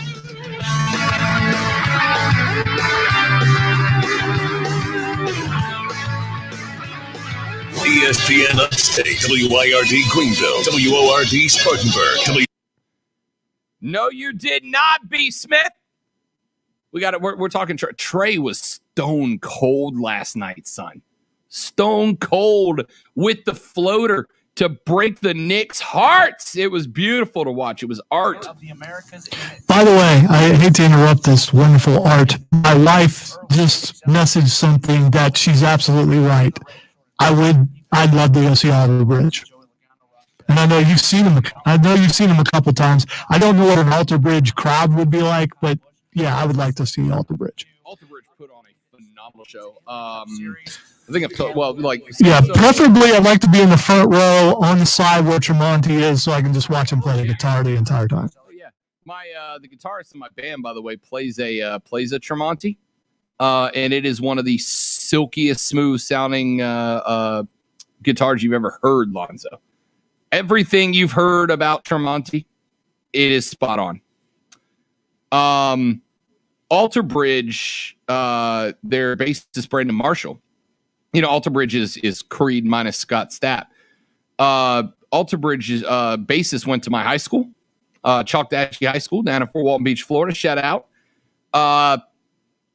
Anyway, when I was in high school, my sophomore year, in practice one day, Zoe, I had an incident where my thumb got bent backwards and it tore all the tendons and ligaments in my thumb, which is why I've got this gnarly little bump right here. You see that little bump? That's all scar tissue because all the my thumb was just like hanging, flopping around. It was gross. Anyway, my orthopedic surgeon to get it fixed up was Brian Marshall's dad, Dr. Marshall.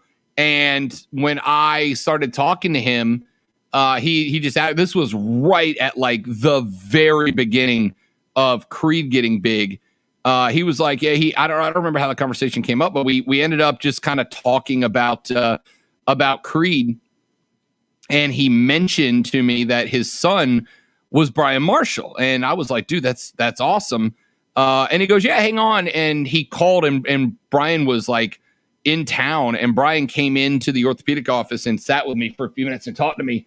which is one of the reasons that I decided to learn bass guitar and then did not do that. You suck. I want you to know that. You absolutely suck. All these wonderful things that you get to do. Real unfiltered sports talk manufactured locally for the Carolinas. This is the Rob Brown Show. Yeah. Only on ESPN. ESPN Upstate. ESPN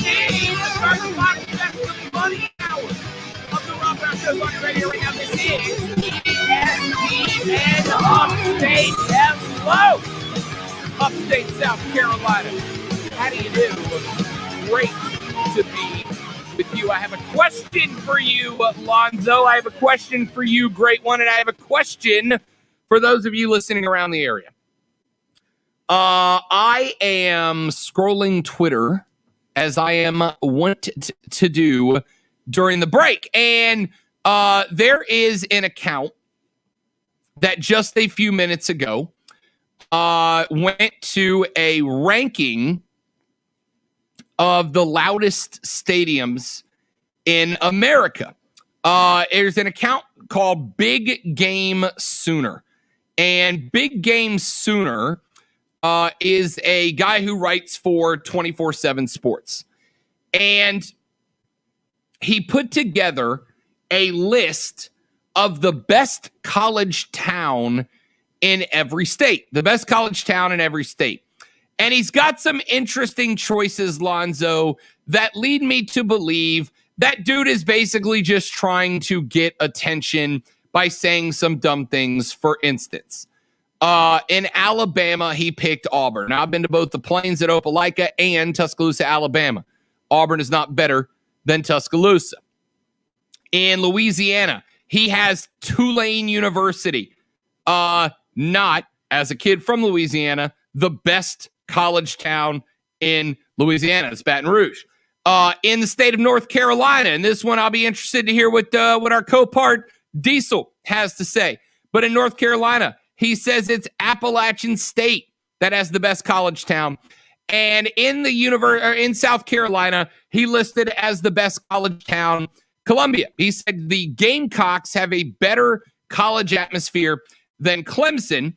And then when pressed on that matter, Lonzo, he responded by saying, once again, Williams-Brice Stadium is louder than Death Valley on a consistent basis, quote, end quote, and said that was his reasoning for putting South Carolina over Clemson. Now, I have not been able to attend a football game at either, unfortunately, courtesy of the Rona. This year, fingers crossed, South Carolina's already said they're planning on going back to full capacity. I imagine that Clemson is not far behind.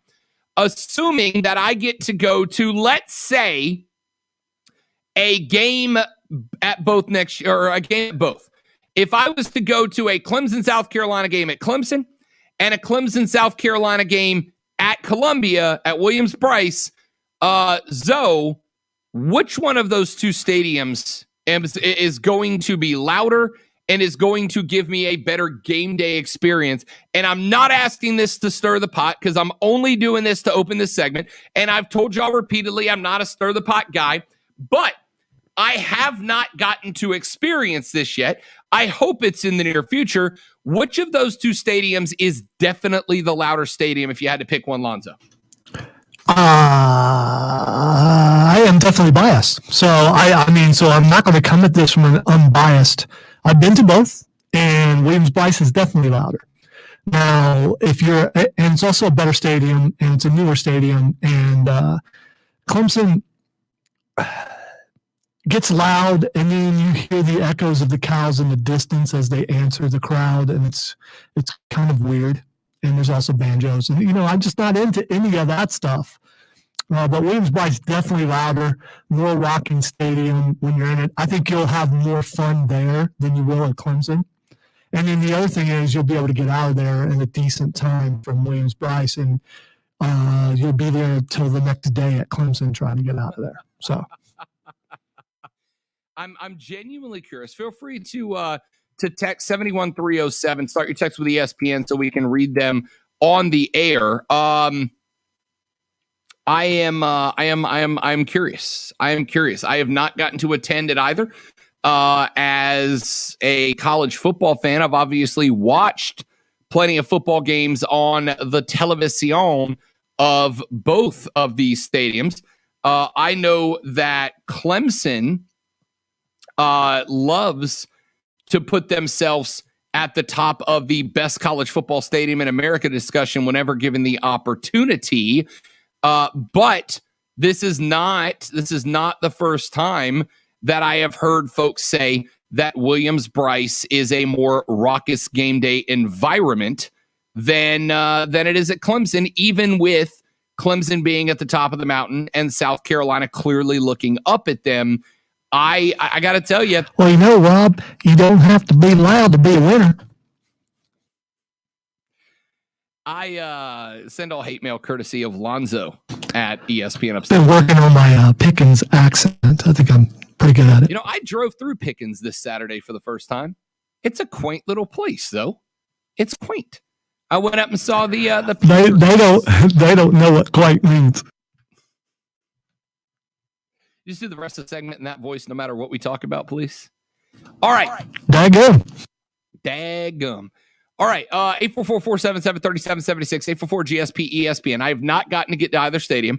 When I moved up here, I told you guys when I moved up here, the entire premise for me was one of the biggest reasons I said yes to this gig was just the amount of sports around us, right? Just the amount of sports around us with right here in Greenville, the Drive, the Triumph, the Swamp Rabbits. We've got Clemson, We've got South Carolina right up the road. We've got the Hornets. We got the Panthers just over a couple hours away. We got the Hawks. We got the Falcons. We got Georgia Tech. Athens is even closer than that to go see a UGA game. Which one of those two stadiums is louder? Which will be louder to me when I get to experience them in person for the first time? Wes is on the line to chat with us for just a minute. Coming up in the next segment, by the way, a despicable act by a sports talk guy that I otherwise very much appreciate. That's coming up in the next segment, but let me get Wes in here first. Wes, welcome to the show, bud. Great to have you on, man. All right, appreciate it. I can tell you one thing. Williams-Brice is louder than Memorial Stadium. But the last time I was there, it really, really ticked me off. Here's the problem. Because I'm coming from Spartanburg, and we go down to the Clemson-Carolina game, and it's an evening game. So we get a hotel room out, and we ride. They've got a shuttle bus that takes you to a Comet station, which is their city buses down there. And then you take the city bus into the stadium. Here's the problem.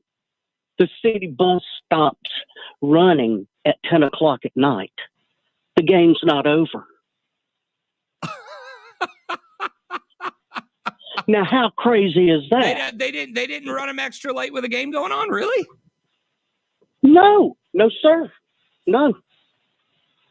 Listen to the sheer frustration in Wes's voice. I love it. Yeah, that would aggravate the hell out of me, to be honest with you, Wes. Did you have to walk back to the ride? He's gone. Clemson, the only buses they have are the Roy buses, and they stop running at 9. Even on game day? That seems like it would be... You didn't get the joke, but it's okay. Oh, I get it. Roy bus. If you have to explain it, just... Sorry to step all over your punchline, Lonzo. All right, 71307 is the Ingles Market text line at ESPN. Here's a couple of them at ESPN. Lonzo, show me on the doll where the mean Clemson fan hurt you. At ESPN, Lonzo meant to say that you'd be at Clemson, quote, until the cows come home after a game, end quote, literally. Well, no, because the cows already live there, so they don't have to go home. Fair enough. At ESPN, loudest stadium is irrelevant when talking about the best college town. Clemson is by far the better town. Downtown Columbia, or it says downtown Cola, is an asphalt jungle with homeless people begging for $1 at every corner, quote, end quote. You should have read that text in your haughty intellectual voice, because that's how I heard it. I am not a haughty intellectual elitist. No. But the person who wrote that is. Rob, it's fine. University of California is louder. At least they can win something in that stadium. Hey. They're not very good either. So no, they can't. Clemson puts the at a Memorial in a game at Memorial. That's a deep joke. That's a good joke. Very well done, Texter. Very well done. I wish I had some funeral home organ music. I want to get some of that. All right, 844-477-3776, 844-GSP-ESPN. Text us on the Ingalls Market text line at 71307. When we come back, a despicable on-air move by a sports talk personality that I otherwise really appreciate, but I was very let down by this. And he set up an NFL player to look bad and succeeded. Tell you about that when we come back on the Rob Brown Show and ESPN Upstate.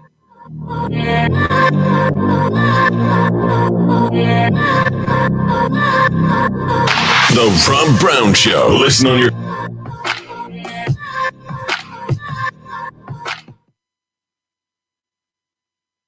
Show me on the doll. That was great. Clemson fan hurt you.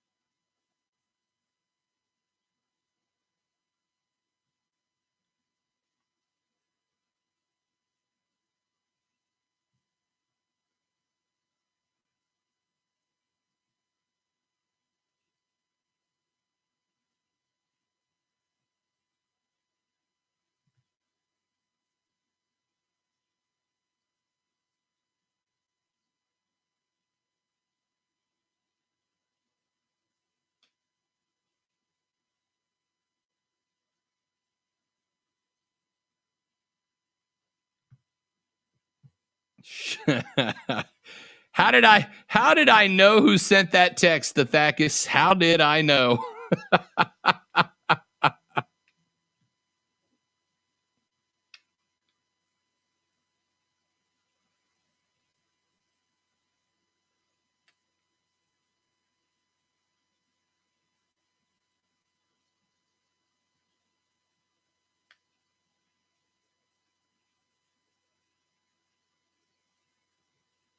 Is it bad that I secretly hope that you don't pick certain topics just so I can mention it in Twitter trending topics? I'm guessing that that's what you're getting ready to talk about. So we'll find out. You don't need to tell me. I'll find out when everyone else does.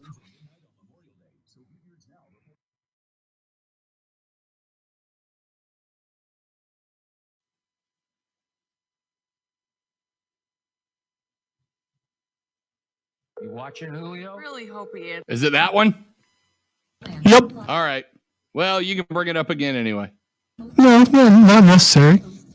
Unless there's just better Twitter trending topics. There's I got some other stuff. There's no thunder stealing here. It's actually a big deal, but I am curious about your opinion on it, because I saw it trending, but I didn't actually hear the call. So you're about to.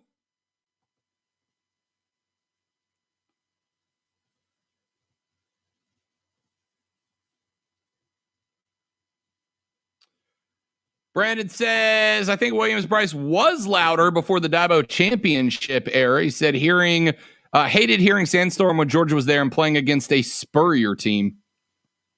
Yeah, good call.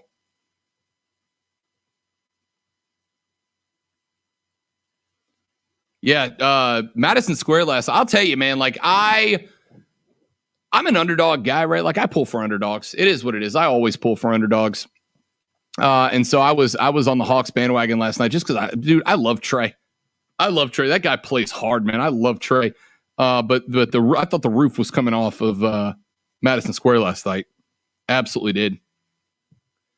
By the way, Brandon, if you're still watching, which I hope you are, your boy will be in town. I'll be in Navarre Friday night. The band is playing. I know you're working probably, but maybe not Sunday. The band is playing Juana's Friday, Saturday, and Sunday night from 8 to midnight. And on Sunday, if you're not working on Sunday, I got a boat to go out to Crab Island on Sunday. So if you want to get a little boat time in, B-Ran, holla at me. 30 seconds. Sweet.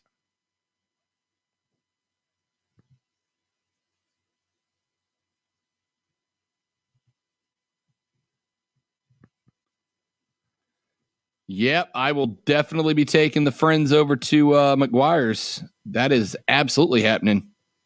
One of my favorite places. Call 844-GSP ESPN. Text keyword ESPN and your message to 71307. Get in the game on the Rob Brown Show. Only on ESPN Upstate. Look, I like Shannon Sharp. All right, I like Shannon Sharp. I have no issue with Shannon Sharp.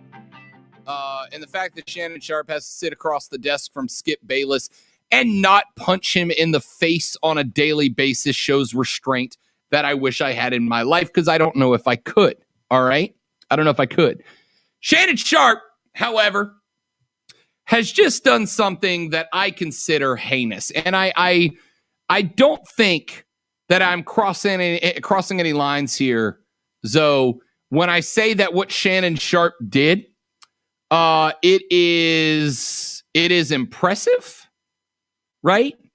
It is impressive because he just got himself to be the #1 trending topic on Twitter, right?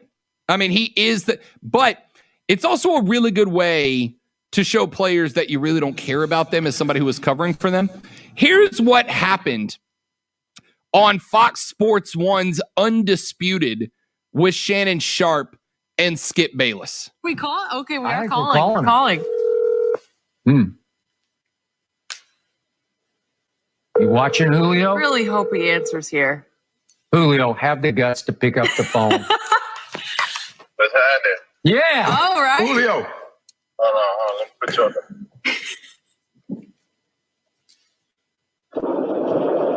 Can you hear me? I got you. This is your favorite uncle. What's going on, bro? Man, nothing much. About to go meet up with my brother. What's happening with you? Man, look.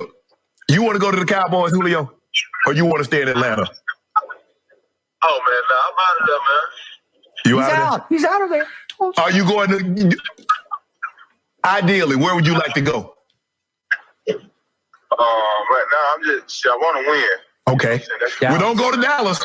If you go to, you ain't winning in Dallas, Julio. You already, man, listen, come on, man. You already know, I know. Okay. Can you remind him we're on television Ask right me now? why we wore the Dallas. Listen. You know how people is, man, with all that going on with the picture. Yeah. And all that, stuff like that. Okay. Man, I ain't never been on that. You know what I'm saying? Okay. That's good enough. Yeah. Julio, I'll talk to you later. Thanks for calling me back. We on air, but I appreciate you calling me, dog. You know I know my nephew was gonna pick up. Oh yeah, nah.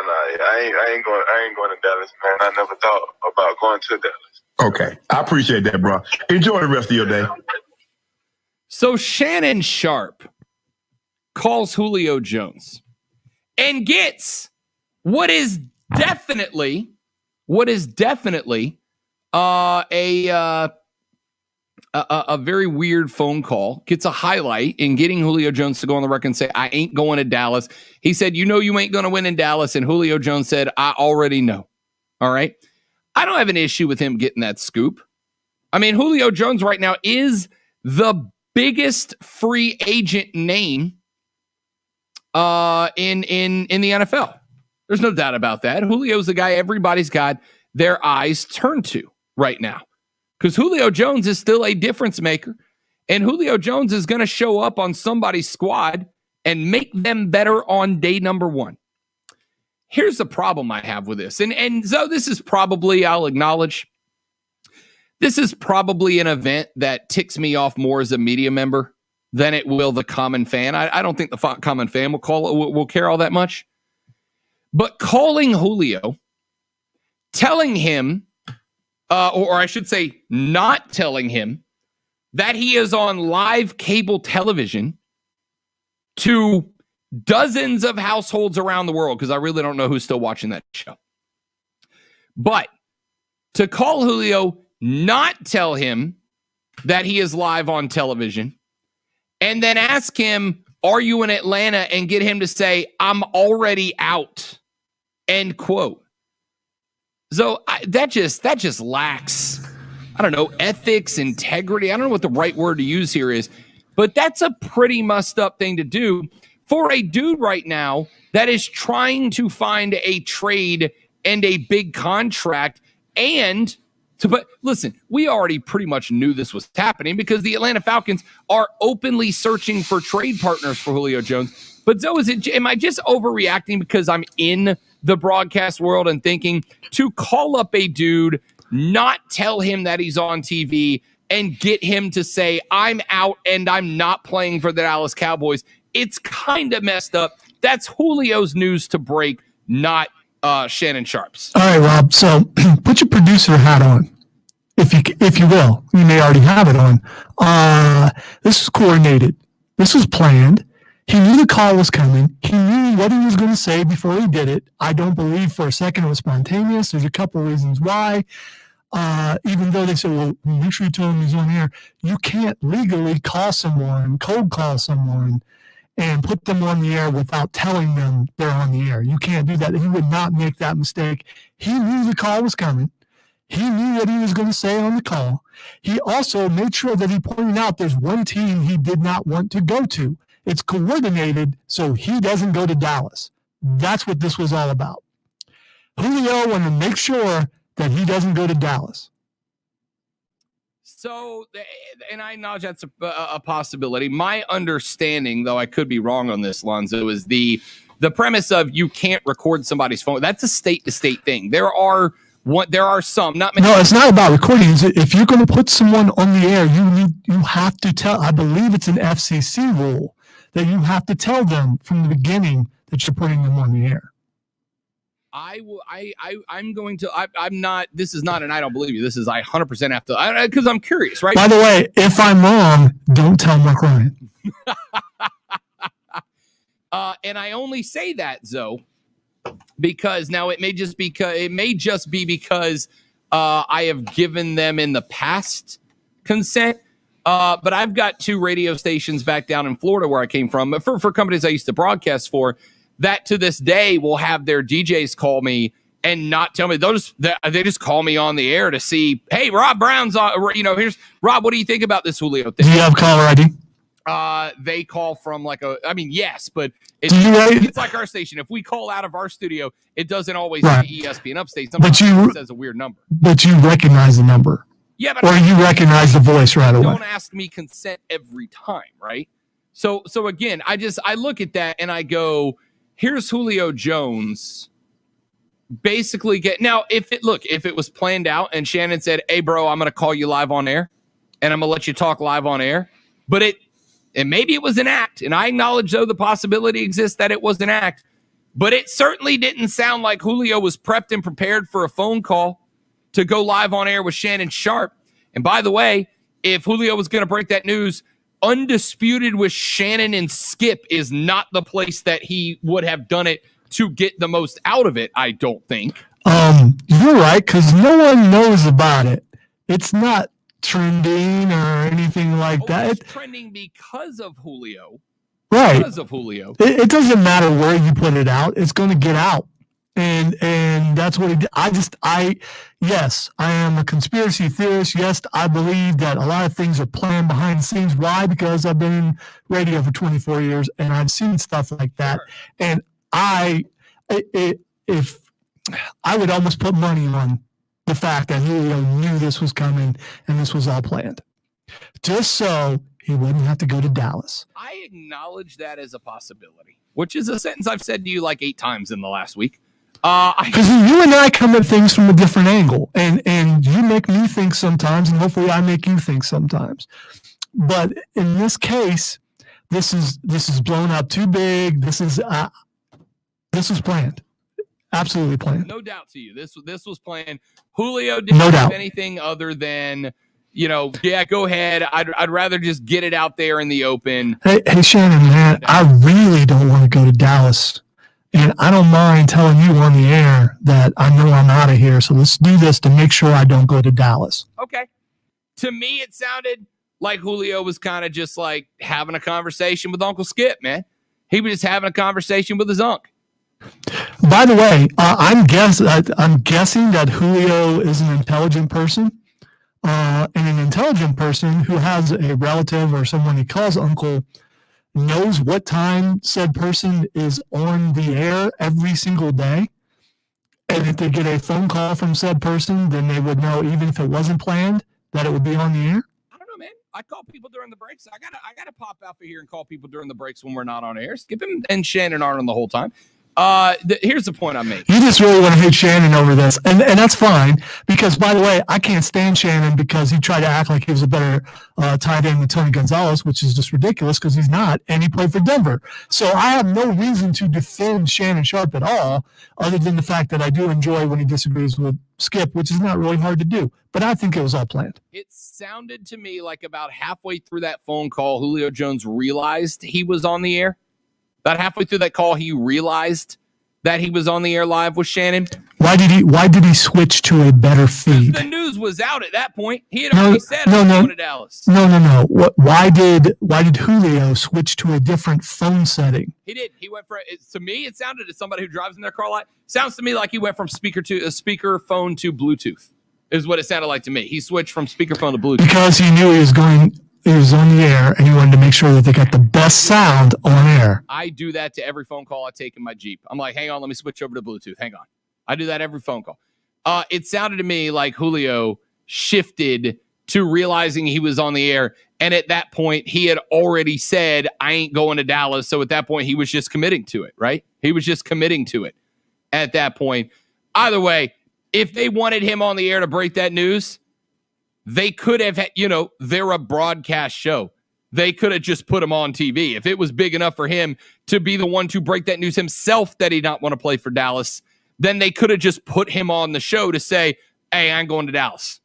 And that would have been just fine. But instead, to me, Shannon called dude unprepared, just caught, and Julio didn't know he was on the air and dove with it. Which, if that is the case, pretty despicable move. Yeah, Keegan has just pointed out, he's got a great point. If he's still in Atlanta, Georgia's a hand-free state. You are not allowed to be holding your phone in any capacity while you're driving in Georgia. So if he was driving, and it sounded like he would have had to switch to hands-free. Exactly. I don't know. I mean, in fairness, like I said, I acknowledge this is a story that probably only bothers me, but it bothers me. It does. I'll just take a break. When we come back, ladies and gentlemen, there are two new stone cold killers in the association. And if the NBA won't tell you about these young men that you need to keep an eye on for the rest of these playoffs, don't worry. Rob Brown will. Trey and Ja are here to change the game. Back after this on the Rob Brown Show on ESPN Upstate.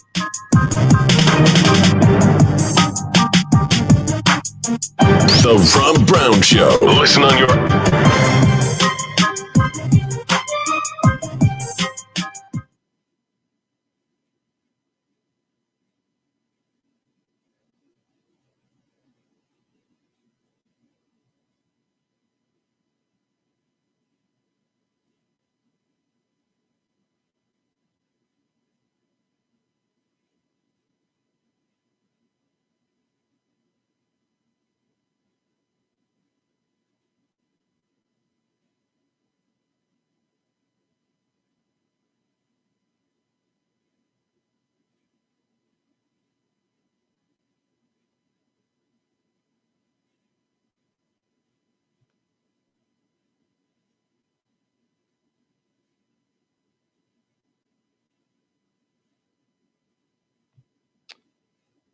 Sound engineer Keegan coming through in the clutch. All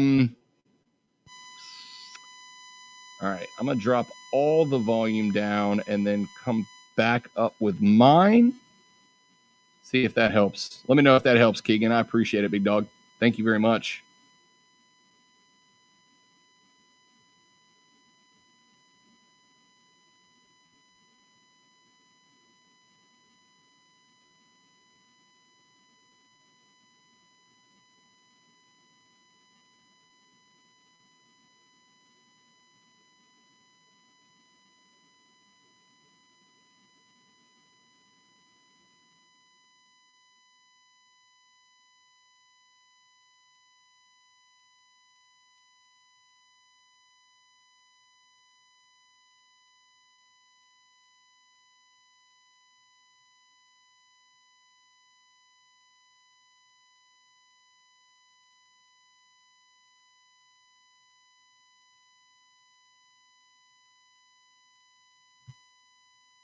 One minute.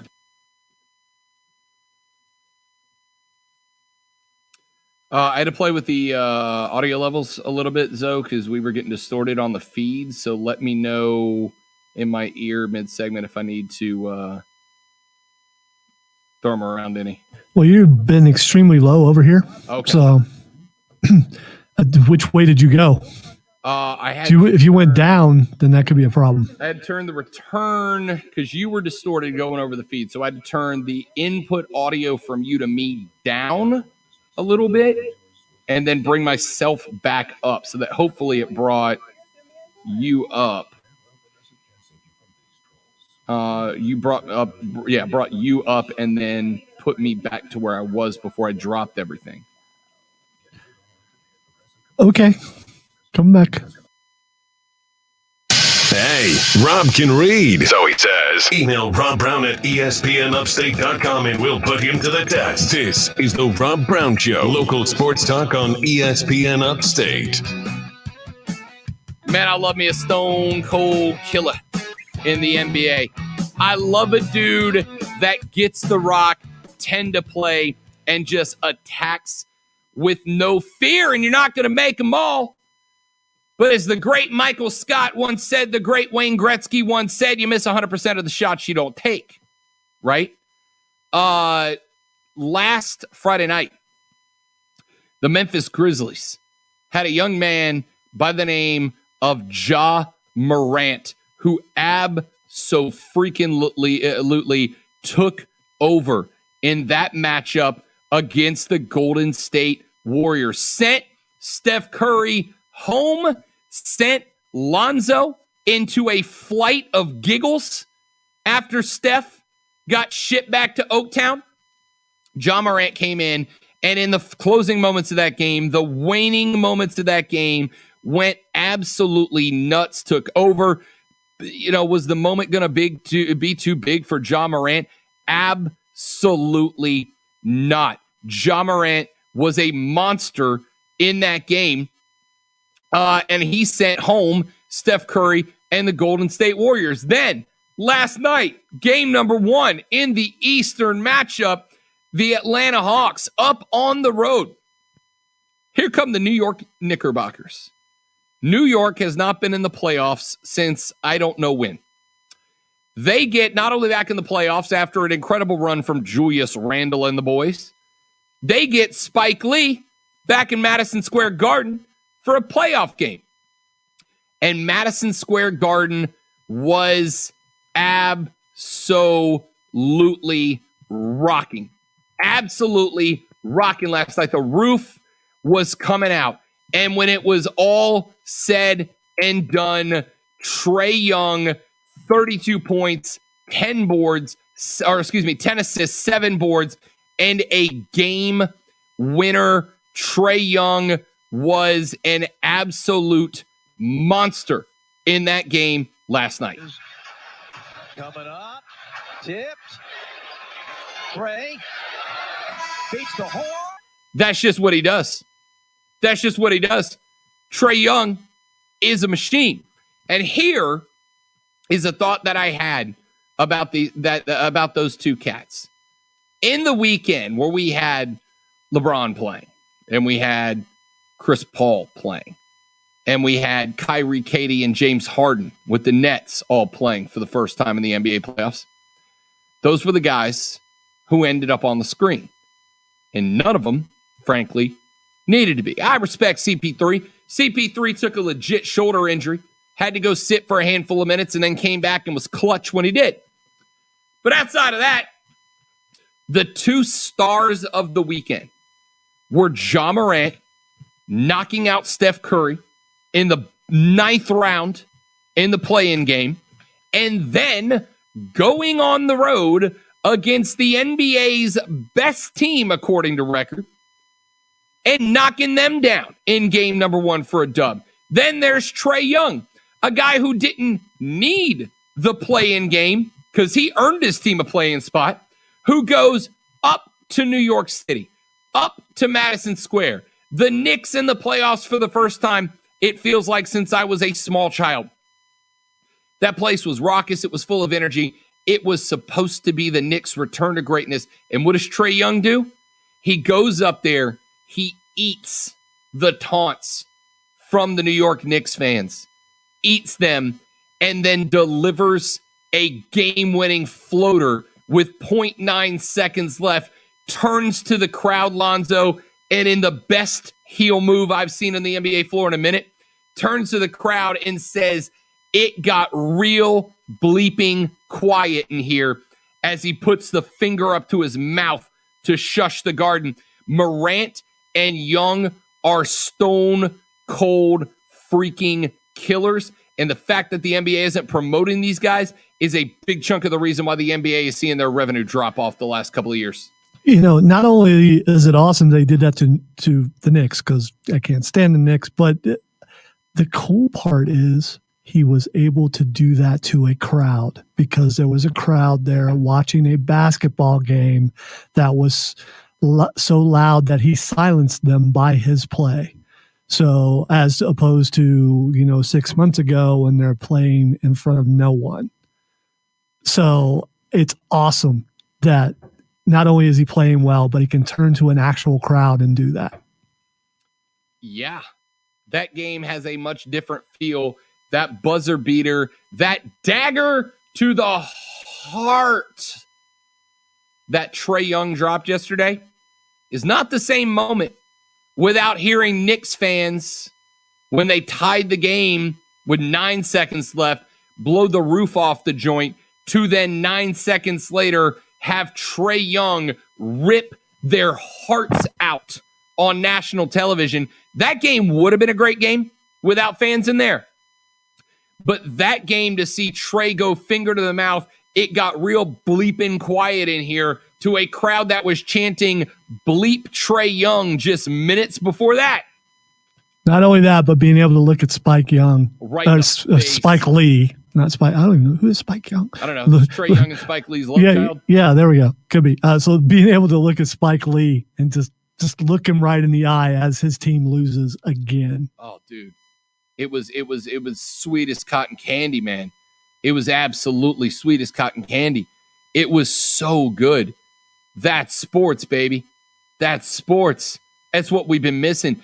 And here's the thing, dear NBA, the future is so bright we got to wear shades, man. There are kids coming up right now. There are kids coming up right now that can be the superstars of the future if you put all your money into Bron and Steph and James and Kyrie and Kevin, and you just keep pumping the same dudes onto the television, then the same fans are going to keep watching and nothing's going to happen. But if you take the likes of Ja Morant and Trae Young and you put them out there the way that they deserve to be out there, then the NBA will go back to growth. It will go back to growing. Heck, if no other reason, watch this. Hey, Lonzo, Ja Morant stabbed stabbed Steph Curry in the heart and removed him from the playoffs. Any chance there was an elevation in interest in pulling for Ja Morant in these playoffs? There is for me. Yes. Here is Lonzo, a guy that is going to watch the NBA playoffs in bits and pieces here and there. And now all of a sudden, because Ja Morant stabbed Steph Curry in the heart and sent him and Steve Kerr home. By the way, Steve Kerr, dude, that coaching was atrocious, bro. You coached them out of a win over Memphis, all right? Ja took it, but it's only because you put it up on the platter. Ja Morant rips the heart out of Steph Curry and the Warriors, sends him home. Now all of a sudden, Lonzo, who maybe didn't have a rooting interest in the playoffs outside of playoffs make my radio show go better, now he's got a rooting interest. He's got a dude. He's got a guy that accomplished something that he's in love with, and now he might be willing to tune in and watch the Memphis freaking Grizzlies. Oh, and by the way, Ja then went out and knocked off Denver in game number 1 of the Western Conference quarters. If Ja goes out there and knocks off Steph and then upsets the number 1 team in the West, Lonzo, how much more interest do you have in watching him in the quarters and semis and finals? Well, you had me, I believe it was in hour number 1 or hour number 2. Check it out on the podcast, Odyssey.com, the Odyssey app, our ESPNUpstate.com. Check out the podcast when you talked about how upset that the media types were that Steph was going home. So now I have even more interest in watching them win because it's going to make them upset too. Not only Steph at home chewing on his binky, but all of the media types who are just so upset that Steph's not in it. That just makes me want to see them go all the way. Yeah, I don't troll people on Twitter very often. But if Ja gets by Denver, every media member that I saved a tweet from last night who said the playoffs are broken because Steph's not in are going to be getting a tweet from Rob Brown going, hey, where's Steph? Because Ja is on to round 2. Where you at? Where you at, dog? Hey, Steph's not in.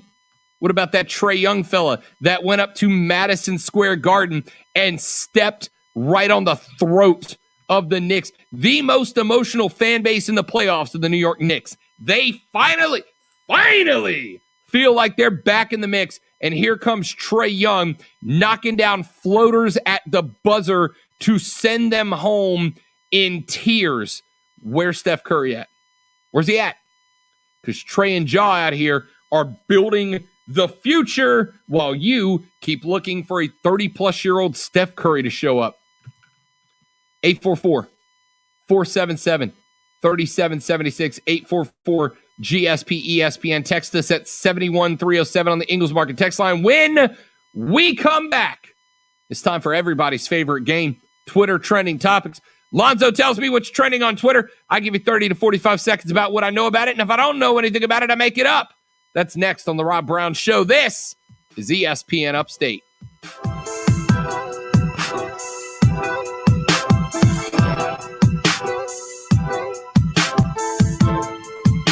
The Rob Brown Show. Listen.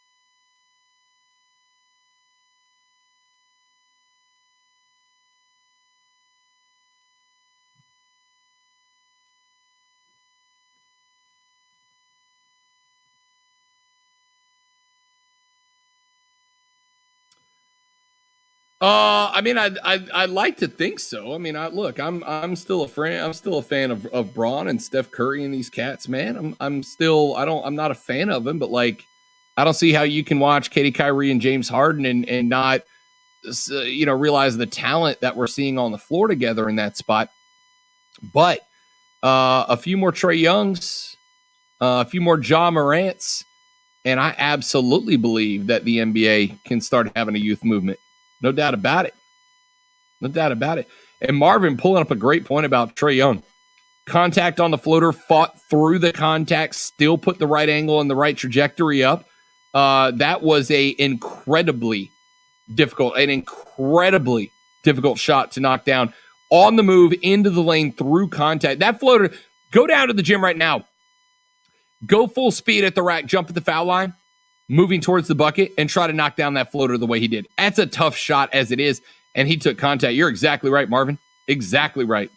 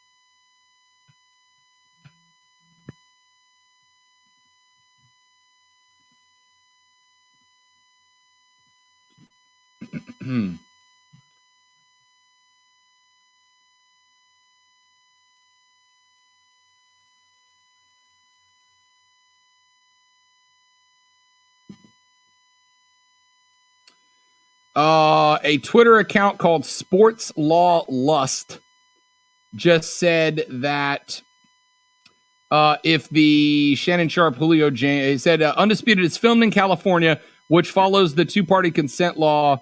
There, it's a crime to record a private telephone call without the consent of all parties involved. I will be intrigued to see if there's any blowback from that, or if they'll just get Julio to say, yeah, I knew it was going to happen, or if they did have it planned, which though may be right. They may very well have had it planned. I'm naturally suspicious, but when it comes from something like that, to me, I know if I'm on the end making that phone call, I'm making sure that they know ahead of time. Yeah, sure, as a producer, but that was Shannon's phone in Shannon's hand out of nowhere, right? And out of nowhere. No, it's not out of nowhere. If it was out of nowhere, it wouldn't be on the air with dial tones, with the answer. It has to go through a system. It was Shannon holding, I'll show you the video, it was Shannon holding his cell phone up to his lapel mic. Like it wasn't over the Fox. Shannon taking his phone. I saw that it looks that way, but the audio that you played did not sound like that. I like that you've turned me into the conspiracy theorist on this one. It's a nice change of pace. I'm coming at it from a technical standpoint and from something that I'm actually kind of an expert in, I suppose. And it just doesn't seem right. Doesn't seem right. And I've heard people hold their phones up to microphones before, and it doesn't sound that good. course, he makes a lot of money. Might be a higher class of phone. I don't know.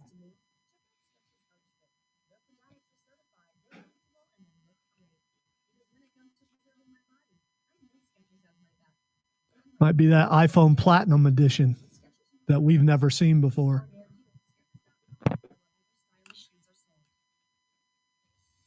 Now, the Rob Brown Show presents Twitter Trending Topics. It is time for Twitter Trending Topics, where I tell Rob Brown what is trending on the internet, and he will tell everybody what he knows about it. By the way, make sure you tune in every day to I wanted to say the conspiracy theory, which is exactly what it is. There are a lot of conspiracy theories going on the stream during breaks. 90% of the stream is us talking conspiracy theories and wrestling, which makes it a lot of fun. Speaking of wrestling, the first thing trending, nice. The first thing, right? That is a nice koozie. My brother had it made. It's me holding a WWE belt, and the quote on it is, "To be the man, you've got to beer the man." Solid, right? Well done. Solid. Well done. All right. The first thing trending is Jim Ross. Good old JR trending. Jim Ross is trending, and I have not seen who it was. But apparently Jim Ross was asked who's the best wrestler in the world, and he named a WWE guy. Don't tell me who it was yet, Zoe. Don't tell me who it was. But Jim Ross, who very famously works for AEW, named a WWE wrestler as the best in the world right now. And there are a lot of people that are like, dude, you probably shouldn't do that because, that's not your company. But I get it, right? Like, if the best wrestler in the world is in another company, there's nothing wrong with acknowledging that. I'm going to guess who it is, Lonzo. I want 3 guesses. If I get it right, let me know. My 3 guesses for who he considers the best wrestler in the world right now. And I haven't seen it yet. Guess number 1 is Seth Rollins. No. It is not Seth Rollins. Guess number 2 is Daniel Bryan. No. Guess number 3. I'm trying to spin the whole roster in my head. I'm going to... I know this is compelling radio.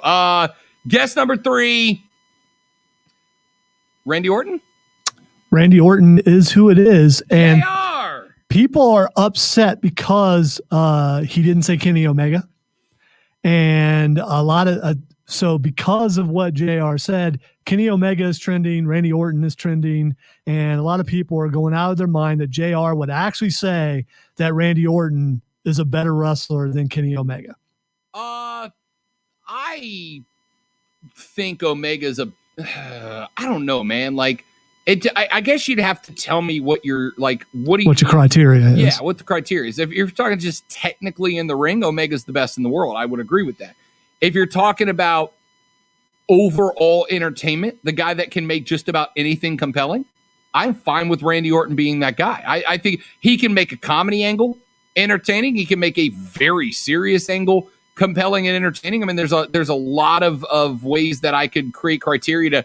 I could almost create criteria. You give me a wrestler and I can come up with a criteria to define them as best in the world. I don't have an issue with that from Jim Ross at all. I get he's an AEW guy, but AEW, I think, Zoe, is kind of taking this stance of let's not create a fist fight between WWE and us, because WWE, let's be honest, can just out-resource AEW, right? They can just outspend until AEW goes away. I think it's smart not to get into a personal, big what measuring contest with them because they'll lose. I acknowledge that. But yeah, I'm not mad at JR for that. By the way, this could come from another announcer and it wouldn't mean the same thing, but because it comes from Jim Ross, JR.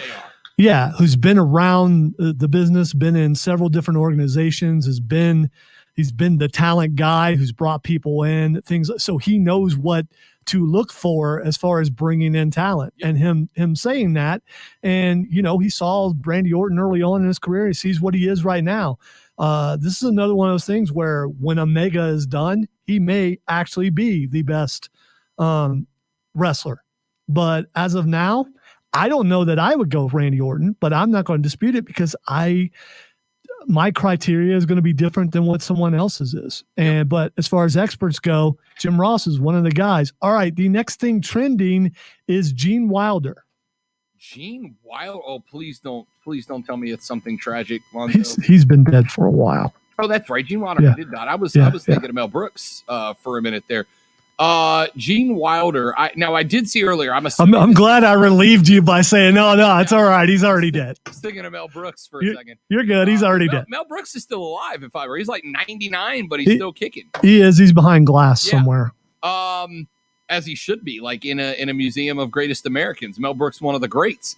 I'm going to assume they announced earlier today that they have casted for a Willy Wonka origin movie that will explore how Willy Wonka became Willy Wonka before the Gene Wilder movie, and of course the Johnny Depp remake of Tim Burton, which I very much enjoyed because it was much more accurate to the book if you want to be an elitist, haughty, intellectual nerd like I am, according to Lonzo. I'm assuming that they have attached Gene Wilder to that because Gene Wilder did a great Willy Wonka. Yeah, that's why it's trending. It's because at least for all the people who were tweeting about it, Gene Wilder has been, and always will be the only Willy Wonka. Oh yeah. So, look, I think the Burton version with Johnny Depp was great. As somebody who read the book as a youngster, do not advise that for youngsters. It's a terrifying book. I was disappointed in the Oompa Loompas, but yeah, which I totally get. But it's two different standards. You got a Willy Wonka that was a psychotic, dark comedy in both cases, but they just had a different feel to them. I don't know, man. I can't tell you right now if I'm interested in an origin story or not, Zoe. I can't tell you. I don't know. I know I'm not. One more. The Eternals trailer dropped. Watch it. The Eternal Trailers drop. I did watch it. I for the last part. The last part is why it's trending. Yep. I like where it's going. I got a feeling this is going to be the first Marvel movie that is kind of hit or miss for a lot of people because we're starting to get into the deep recesses of the Marvel Cinematic Universe as a whole. All right, that's it. Offsides with Mark, Ryan, and Diesel is up next. We'll be back tomorrow to try harder. My name is Rob Brown, the great Alonzo at the helm. Thanks for listening. Thanks for watching The Rob Brown Show right here on ESPN.